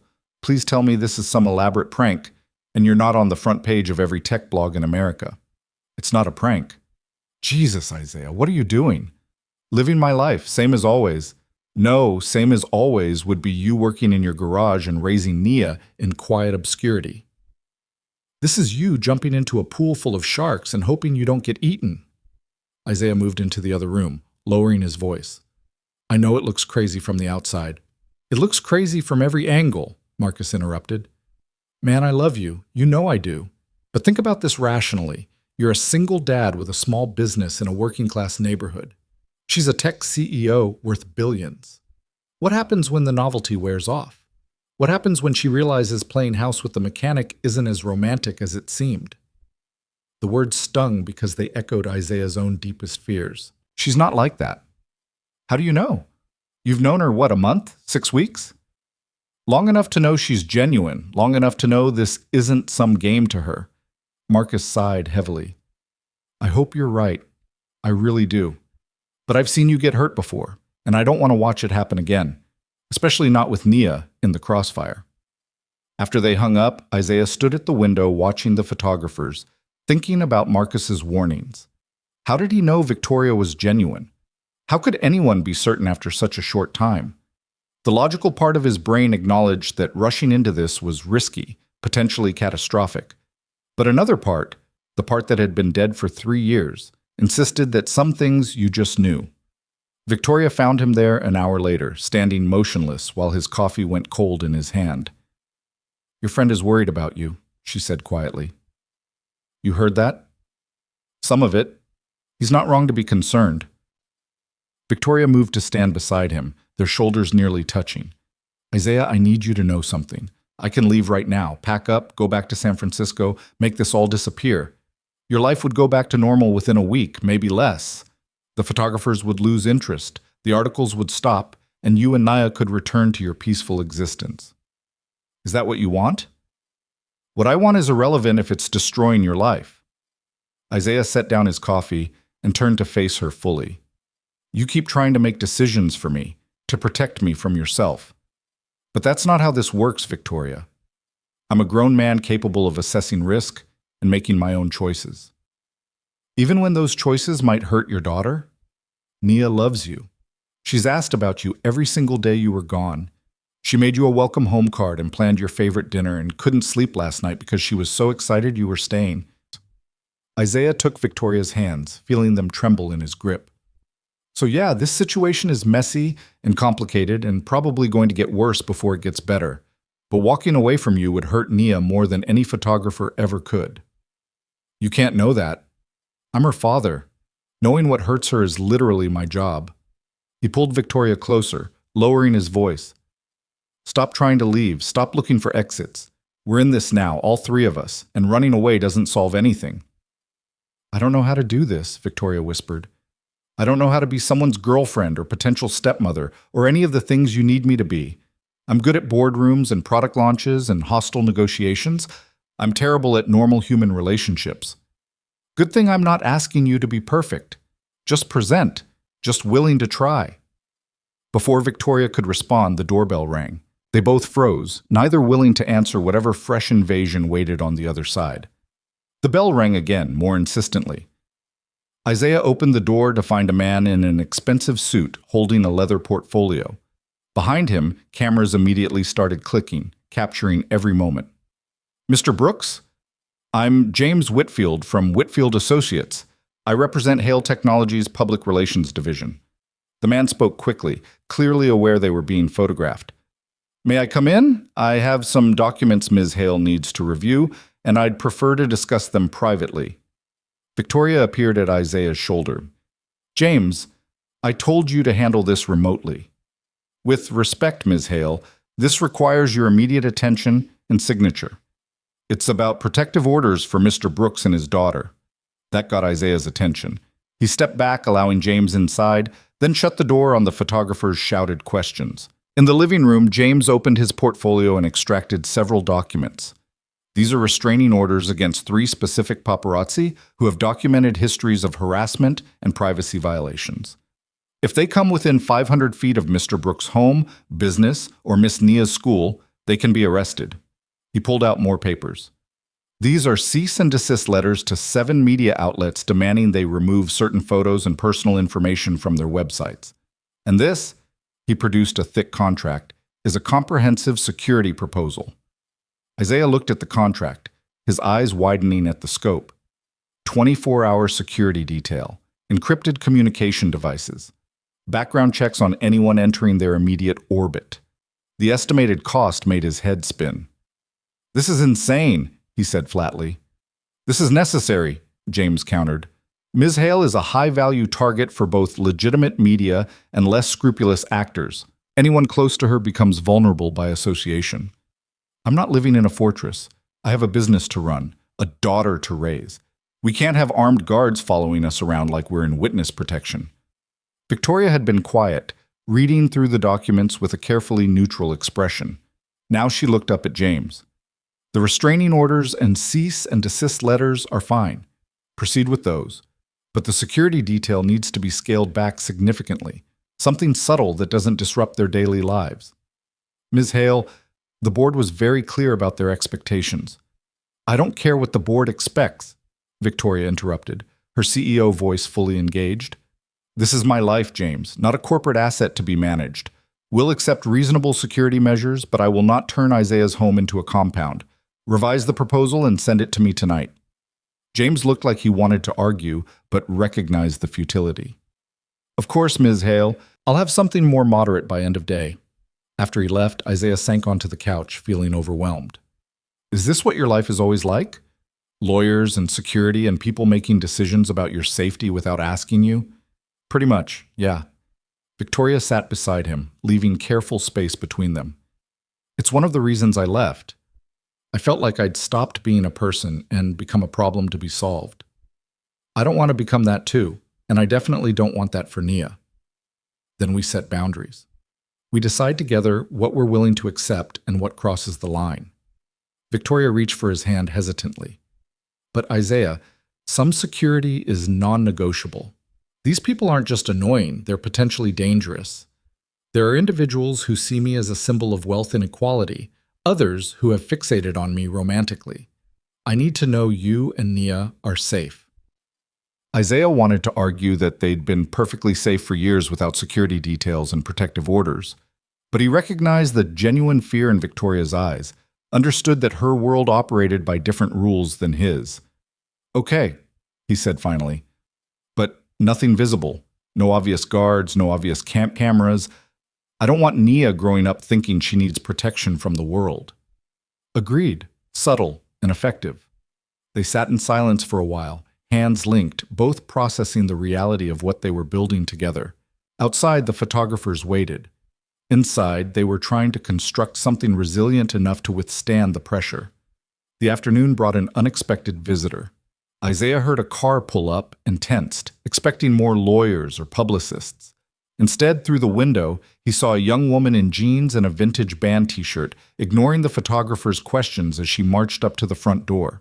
Victoria went pale when she saw her. "Oh no. Who is that?" "My sister. This is not good." The woman didn't knock, just walked straight in like she owned the place. She was shorter than Victoria, with the same dark hair but styled in a deliberately messy pixie cut, and her eyes blazed with fury. "Are you out of your mind?" she demanded, not bothering with greetings. "You disappeared for 3 weeks, nearly destroyed the company, and now you're shacked up in Portland with some guy you barely know. Mom is having an actual breakdown. The board wants you committed, and I've been fielding phone calls from concerned investors who think you've had a psychotic break." "Hello, Melissa," Victoria said with forced calm. "This is Isaiah." "Isaiah? My sister, Melissa." "I don't care what his name is," Melissa snapped. "I care that you're throwing away everything Dad built because you're having some kind of crisis." Isaiah stood, positioning himself between the two women. "Maybe we should all take a breath and—" "I wasn't talking to you," Melissa said coldly. Then she seemed to really see him for the first time, her anger faltering slightly. "Wait, you're actually normal. I thought the articles were exaggerating, but you really are just a regular guy. Is that a problem?" "It's a complication. My sister doesn't do regular. She does calculated, strategic, beneficial. She dates venture capitalists and tech founders, people who can advance her position or strengthen the company." "Melissa, that's enough," Victoria said, her voice sharp. "No, it's not enough. Do you have any idea what you're doing to our family? To your legacy? Dad would be ashamed. Don't you dare, Victoria interrupted, her composure cracking. Don't you dare tell me what Dad would think. He built that company so we could have choices, so we could live meaningful lives. He never wanted me to sacrifice everything for Hale Technologies. He wanted you to be responsible, to honor what he created. I am being responsible. I'm taking care of myself for the first time in 6 years. I'm choosing something that makes me happy instead of just successful. Melissa's laugh was bitter. And what happens when the happiness wears off? When you realize you can't actually live a normal life because you're not a normal person? You're going to hurt these people, Victoria. You're going to let this mechanic and his kid fall in love with you, and then you're going to leave because you'll realize you can't actually give up your real life for this fantasy.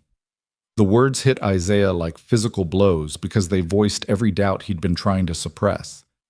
He watched Victoria's face cycle through emotions: anger, hurt, fear, and finally, determination. Get out, Victoria said quietly. What? Get out of this house. You don't get to come here and insult the people I care about. You don't get to tell me how to live my life. I'm trying to protect you. I don't need protection from happiness, Melissa. I need support. But since you're clearly incapable of providing that, I need you to leave. Melissa stared at her sister, seemingly shocked that Victoria had stood up to her. Fine.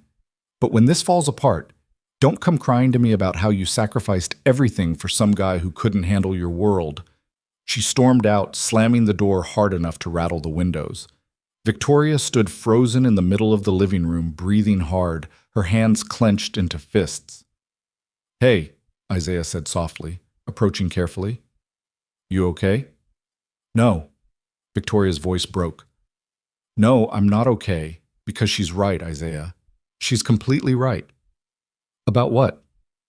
About all of it. I'm going to hurt you and Naya. I'm going to try so hard to make this work, and eventually I'm going to fail because I don't know how to be normal. I don't know how to be someone's girlfriend or mother figure or any of the things you need.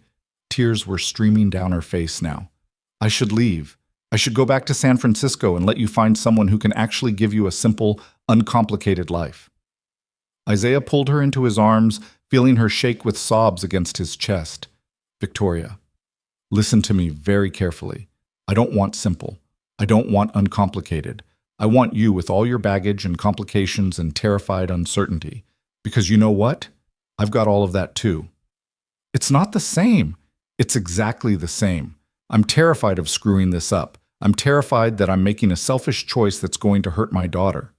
I'm terrified that you're going to wake up one day and realize you could have anyone in the world. Why would you choose a mechanic from Portland? He pulled back enough to see her face. But I'm more terrified of not trying, of letting fear make my decisions for me. What if we fail? Then we fail. But at least we'll fail trying to build something real instead of spending the rest of our lives wondering what if. Victoria buried her face in his shoulder, and they stood like that for a long time, holding each other against the weight of doubt and fear and all the very reasonable arguments for walking away. The sound of small feet on the stairs made them both look up. Nia appeared, still in her school clothes, her face concerned. "Why is everybody yelling?" she asked. "Mrs. Chen picked me up from school and there were cameras and that lady was yelling and now you're both crying. Did something bad happen?" Isaiah and Victoria exchanged glances, silently communicating what they both knew. They couldn't hide this from Nia. They couldn't pretend everything was perfect when it clearly wasn't. "Come here, baby girl," Isaiah said, sitting on the couch and patting the space beside him. Victoria sat on Nia's other side, wiping her eyes. Nia climbed between them, her eyes moving from one face to the other. "Is Victoria leaving again?" "I don't know," Victoria said honestly. "I want to stay, but some people think it's a bad idea. They think my life is too complicated and it's going to make things hard for you and your dad." "Is it going to make things hard?" "Probably. There might be more cameras. More people asking questions. More days when things feel overwhelming." Nia considered this seriously. "When Mama died, Daddy said we could either be sad all the time, or we could be sad sometimes and happy sometimes. And he said happy sometimes was better than never happy at all."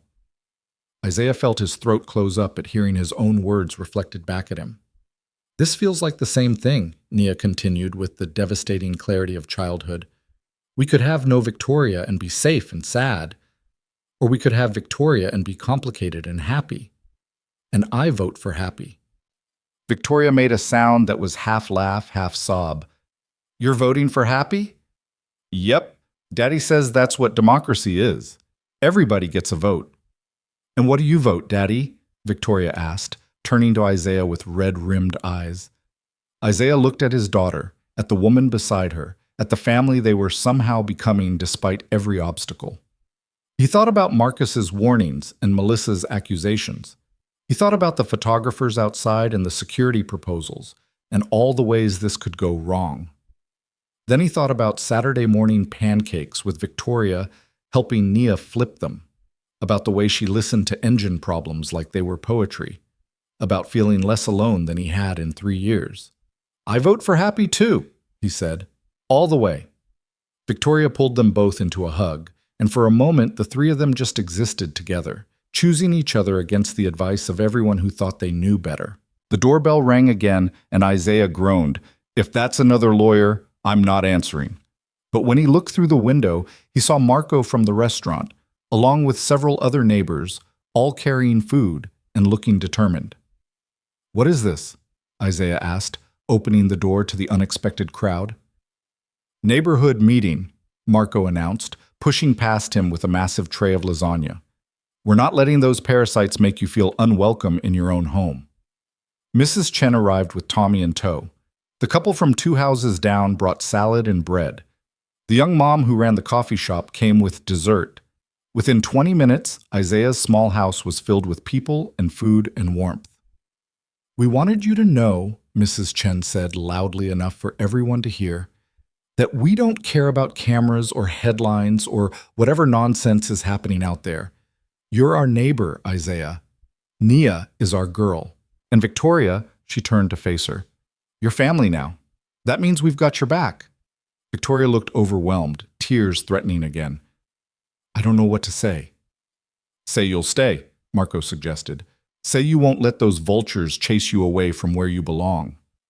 I'm staying, Victoria said, her voice growing stronger. I'm definitely staying.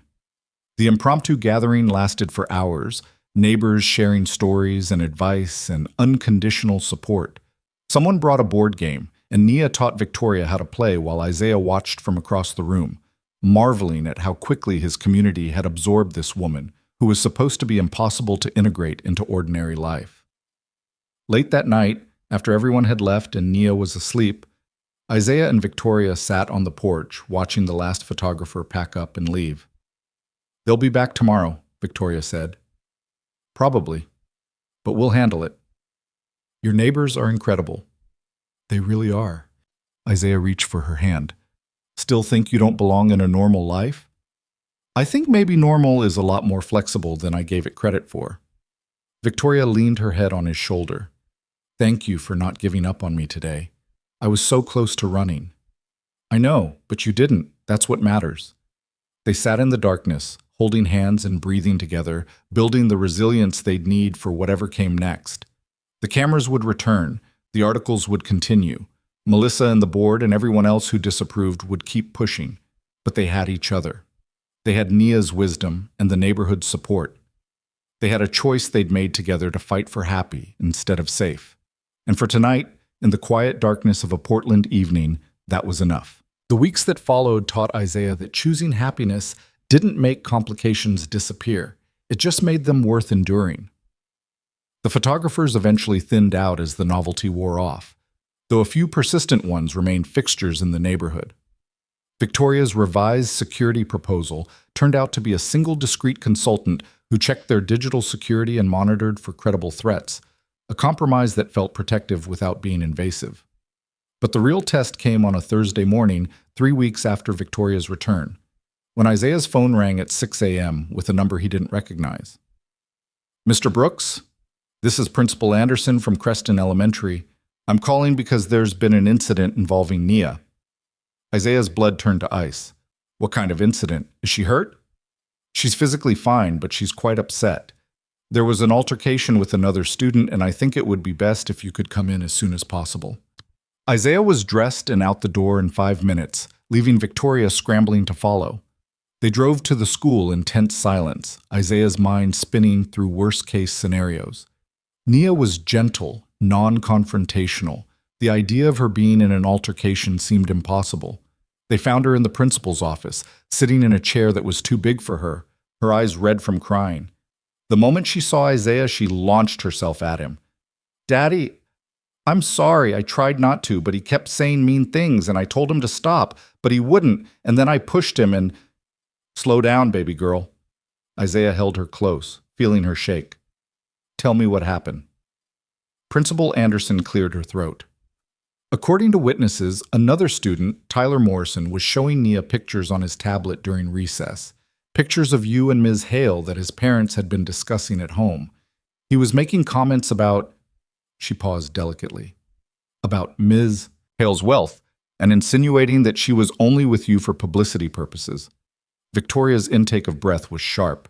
Isaiah felt rage building in his chest. Nia asked him to stop multiple times, the principal continued. When he didn't, she pushed him. He fell and scraped his knee. His parents are quite upset and are demanding consequences. Consequences for my daughter defending herself against bullying?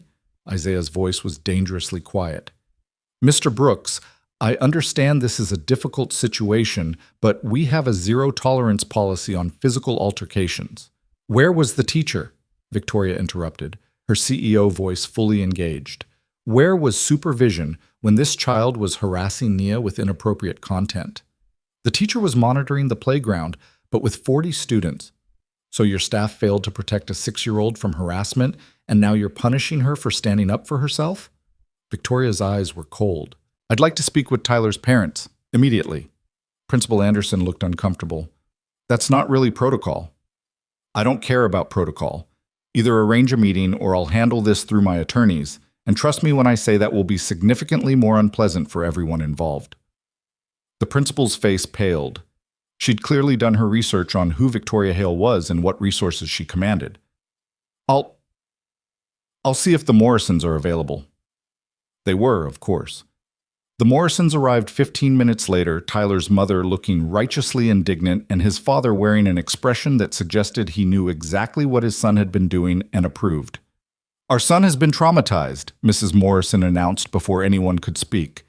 He was assaulted by your daughter, and we expect appropriate disciplinary action. Isaiah opened his mouth to respond, but Victoria placed a hand on his arm, silently asking him to let her handle this. He nodded, trusting her instincts. Mrs. Morrison, Victoria said with perfect professional courtesy, I'm Victoria Hale. I understand Tyler showed Nia some pictures during recess? So what if he did? They're public photos. Nothing inappropriate about showing them. Actually, sharing media content with the explicit purpose of harassing another student violates the school's anti-bullying policy. Victoria pulled out her phone, scrolling through something. I took the liberty of reviewing the school handbook this morning. Section 4, paragraph 2. Would you like me to read it aloud? Mrs. Morrison's face flushed. Tyler was just making conversation. Was he making conversation when he told my daughter that I was only pretending to care about her father to improve my public image? Or when he said her dad was too poor to deserve someone like me? Victoria's voice remained calm, but Isaiah could see the fury burning beneath the surface. Those are direct quotes from 3 separate witnesses. Would you like to hear the rest? Mr. Morrison shifted uncomfortably. Kids say things. They don't mean, your son meant every word because he was repeating things he heard at home. Victoria turned to Principal Anderson. I want Tyler suspended for harassment, and I want his parents to sign an agreement that he'll have no further contact with Nia outside of necessary classroom interaction. Now wait just a minute, Mrs. Morrison started. No, you wait. Victoria's voice cut like a blade. You used your child to bully mine because you have opinions about my relationship and my choices. That's not just inappropriate, it's despicable. So here's what's going to happen. Tyler gets suspended. You issue a formal apology to Nia and her father. And if anything like this happens again, I will make it my personal mission to ensure everyone knows exactly what kind of parents allow their children to weaponize gossip against 6-year-olds. The room fell silent. Principal Anderson looked shell-shocked. The Morrisons looked like they wanted to argue, but recognized they were outmatched. "Fine," Mr. Morrison said finally. "Fine. We'll accept the suspension, but this isn't over." "Yes," Victoria said coldly. "It is." After the Morrisons left, Principal Anderson fumbled through an apology and assurance that Nia would face no consequences.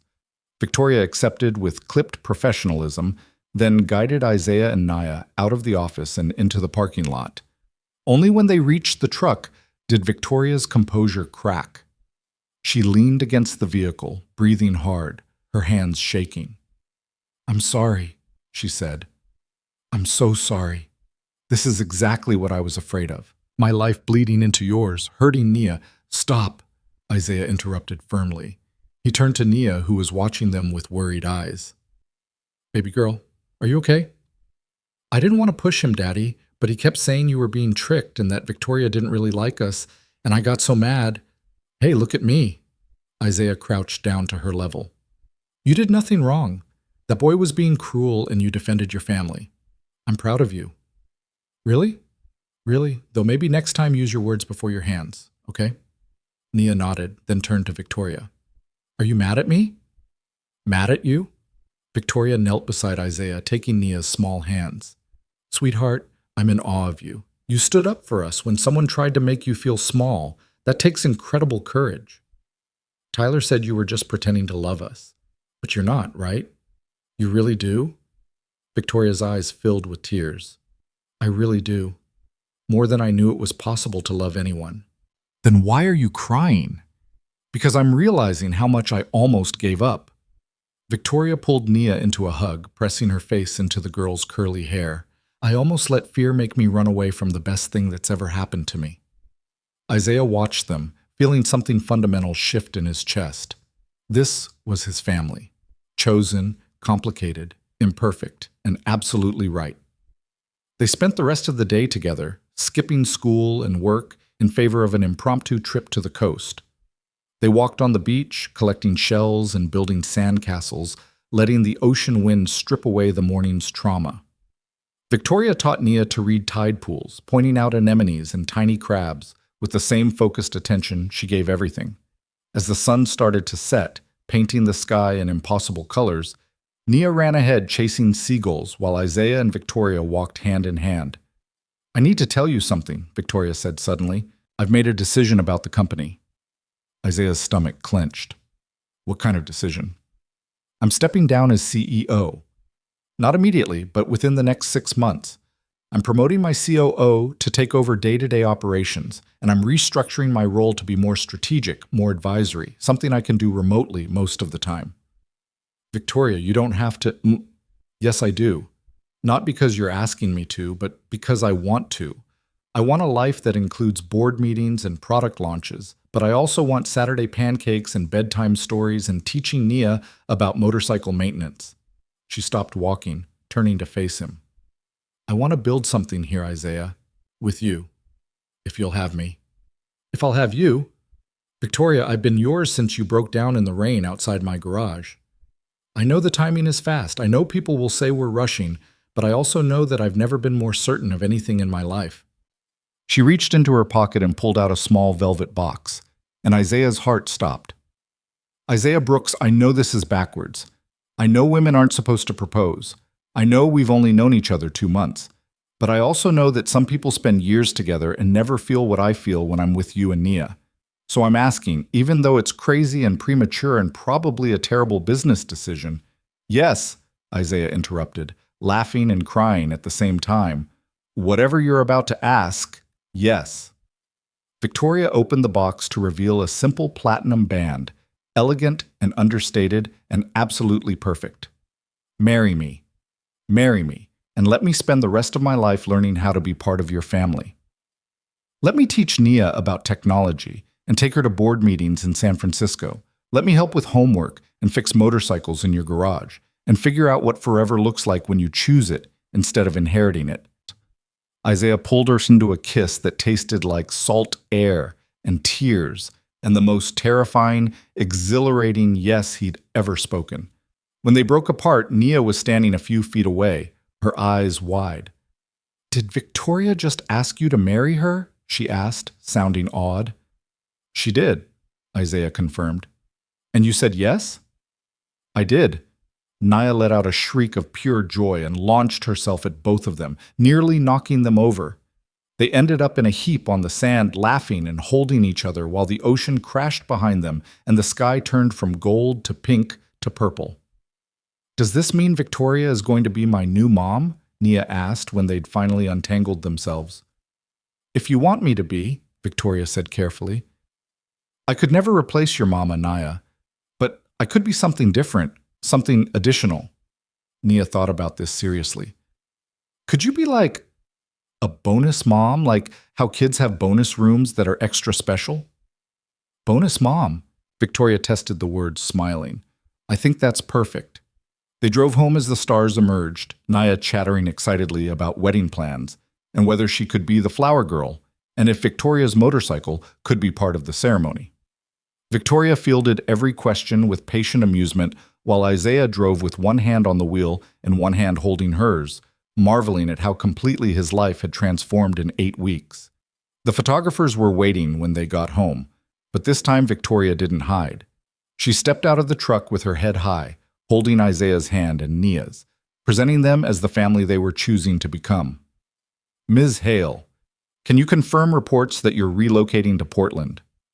Ms. Hale, is it true you're stepping down as CEO? Ms. Hale, what do you say to critics who claim this relationship is just a publicity stunt? Victoria stopped, turning to face the cameras with perfect composure. I'll answer one question, and then I'd appreciate it if you'd give my family privacy. Yes, I'm restructuring my role at Hale Technologies so I can spend more time in Portland. No, this isn't a publicity stunt. This is me choosing the life I want instead of the life everyone expects. And yes, before you ask, Isaiah and I are engaged. Any other questions can be directed to my publicist. She ushered Isaiah and Nia inside before the shouted questions could become overwhelming, shutting the door on the chaos and leaning against it with a relieved exhale. That felt good, she admitted, claiming this publicly, making it real. It's been real since the beginning, Isaiah said, but I know what you mean. The next morning brought an unexpected visitor. Melissa appeared at the door looking nothing like the angry woman who'd confronted them weeks earlier. She looked nervous, uncertain, younger somehow. I owe you an apology, she said without preamble. Actually, I owe you several apologies. Can I come in? Victoria hesitated, then stepped back. 5 minutes. They sat in the living room while Nia played upstairs, the silence awkward and charged. I was scared, Melissa said finally. When you disappeared, when you started changing everything about how you lived, I was terrified I was losing you. Dad died and left us this empire, and you were the strong one, the one who held it all together. The idea of you walking away felt like abandonment. I'm not walking away, Victoria said quietly. I'm just choosing to live differently. I know that now. I've spent the past few weeks thinking about how Dad actually lived, not just what he built. He took time off. He prioritized family. He taught us to ride motorcycles and took us camping and made sure we knew there was more to life than balance sheets. Melissa's eyes were bright with unshed tears. I forgot that. I let the company become the only thing that mattered, and I expected you to do the same. Lissa, let me finish. I watched the press conference yesterday. Watched you stand there with Isaiah and Nia and claim them publicly, risks and all. And I realized you're being braver than I've ever been. You're choosing what matters instead of what's expected. Melissa turned to Isaiah. I was horrible to you. I made assumptions based on net worth and job titles instead of seeing what you actually bring to my sister's life. I'm sorry. Isaiah studied her, seeing genuine remorse. You were protecting your family. I can't fault you for that. I was being a snob and a coward. But if you're willing to forgive me, I'd like to try again. I'd like to get to know the man my sister loves enough to restructure her entire life for. Over the next hour, Melissa transformed from adversary to ally. She told stories about Victoria's childhood, about their father's legacy, and the pressure they'd both felt to live up to impossible standards. She asked Isaiah about his work, about Nia, about Sarah, and listened with genuine interest instead of judgment. When Nia came downstairs, Melissa greeted her with awkward but sincere warmth. You must be Nia. I'm Victoria's sister. I've heard you're quite the expert on dragons. Nia's eyes lit up. Do you like dragons? I don't know much about them. Think you could teach me? And just like that, Nia dragged Melissa into her elaborate fantasy world, explaining dragon hierarchies and elemental powers with enthusiastic detail. Victoria watched her sister listening to a 6-year-old's stories with rapt attention and felt something in her chest loosen and expand. Later, after Melissa left with promises to visit again soon, Victoria found Isaiah in the garage working on a vintage Triumph someone had brought in for restoration. Your sister's nice, he said without looking up. When she's not threatening to destroy us. She's trying. That's more than I expected. Victoria picked up a wrench, handing it to him before he could ask. Isaiah, are you sure about all of this? About restructuring your entire life to accommodate mine? I'm not restructuring anything. I'm expanding. There's a difference. But what about the garage? What about this neighborhood? What about the quiet life you built? Isaiah set down his tools and pulled Victoria close, getting grease on her expensive sweater and not caring. This garage will still be here. This neighborhood will still be home. The quiet moments will still exist. They'll just be punctuated by other things. Board meetings and interviews and whatever chaos comes with loving you. But Victoria, chaos with you is better than peace without you. That's the most romantic thing anyone's ever said to me. Stick around. I've got plenty more where that came from. The following months were a masterclass in integration. Victoria bought a house 3 blocks from Isaiah's, close enough to be part of the neighborhood, but separate enough to maintain healthy boundaries. She set up a home office and began conducting most of her work remotely, flying to San Francisco only when necessary. The transition of power at Hale Technologies went smoother than expected, with Victoria's COO proving more than capable of handling daily operations. Nia thrived with Victoria in her life. She learned basic coding and started a robot club at school. She convinced Victoria to sponsor a STEM program for girls in underserved neighborhoods and took fierce pride in being the bonus daughter of someone who could make such things happen. The media attention never fully disappeared, but it evolved. Articles shifted from scandalous speculation to grudging admiration for Victoria's unconventional choices. A profile in a major business magazine featured photos of her working in Isaiah's garage, covered in grease and smiling wider than she ever had in corporate photo shoots. Isaiah's business actually benefited from the exposure. He was offered a book deal to write about classic motorcycle restoration, which he accepted with the condition that all proceeds go to a scholarship fund in Sarah's name. He hired 2 employees to help with the increased workload, training them with the same patient precision he brought to everything. Mrs. Chen appointed herself unofficial wedding planner, despite Victoria's protestations that they could hire professionals. You want professionals or you want someone who knows what matters? She'd asked. Victoria had wisely chosen surrender. 6 months after the beach proposal, on a clear Saturday morning in October, they held the wedding in the garage where everything had started. The vintage Harley held place of honor, decorated with flowers and serving as backdrop for their vows. The guest list was small but meaningful. Neighborhood friends, Victoria's reconciled family, Isaiah's scattered relatives who'd made the trip to Portland. Nia served as flower girl and ring bearer, taking both roles with solemn importance. She designed her own dress, insisting it needed pockets for practical reasons, and carried Sarah's photo in one of those pockets, a private tribute to the mother who'd made room for this new configuration of family. Victoria wore a simple white dress she'd found at a vintage shop in the neighborhood, eschewing designer gowns for something that felt authentic. Isaiah wore the suit Mrs. Chen had insisted on buying him and tried not to cry when he saw Victoria walking toward him through the garage he'd built with his own hands. Marcus officiated, having gotten ordained online specifically for this purpose. His toast at the reception brought the house down. I told Isaiah he was crazy, Marcus admitted, raising his glass. I told him this would never work, that a mechanic and a billionaire had no business trying to build a life together. And I was wrong. Not because their circumstances changed, but because I was measuring the wrong things.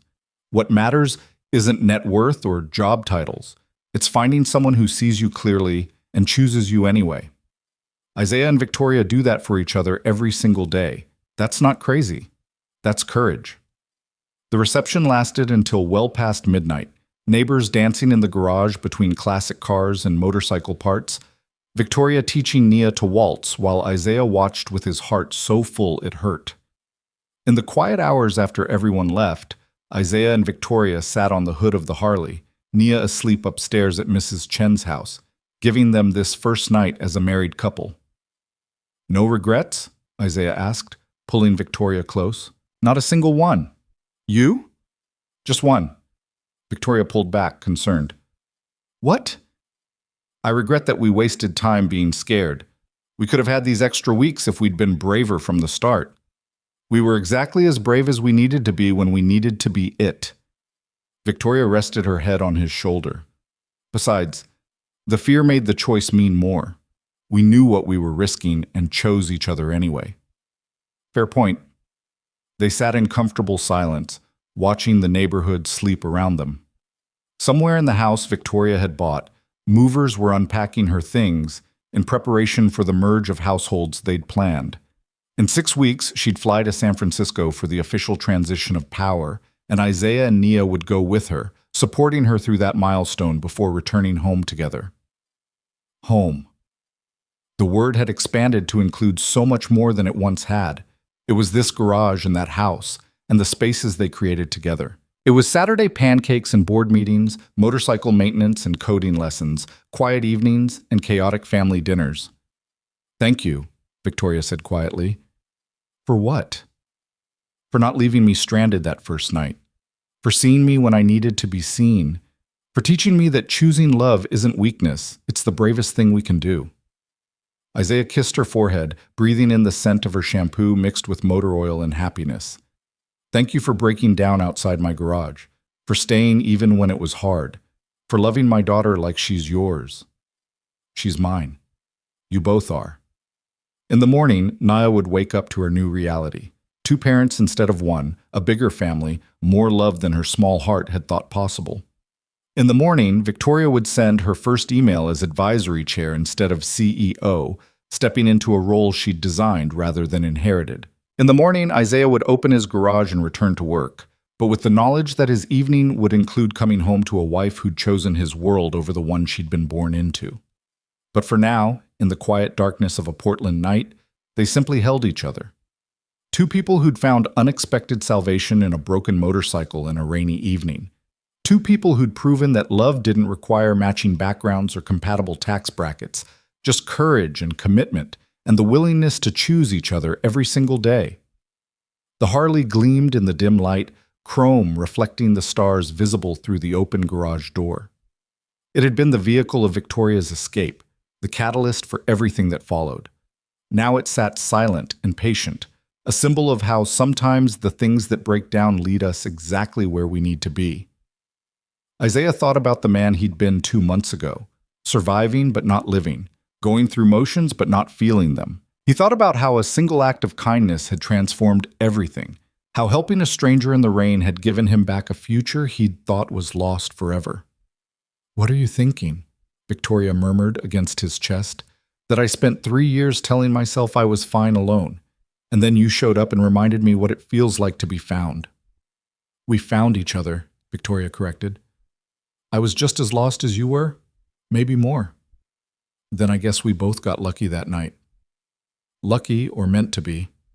I'm not sure there's a difference." They stayed like that until the sky started to lighten, until the neighborhood began to wake and the new day demanded their attention. They kissed one more time in the garage where their story began, then walked hand in hand into the house where their forever would unfold. Behind them, the Harley waited patiently, no longer a symbol of escape, but of arrival, of finding home in unexpected places, of love that transforms not because it's perfect, but because it's chosen. And somewhere in the quiet spaces between then and now, between broken and whole, between lost and found, Isaiah and Victoria built something that defied every logical argument against it. They built a family. They built a future. They built proof that sometimes the best things in life are the ones we never saw coming, the ones that arrive on a rainy night, broken down and beautiful, and change absolutely everything.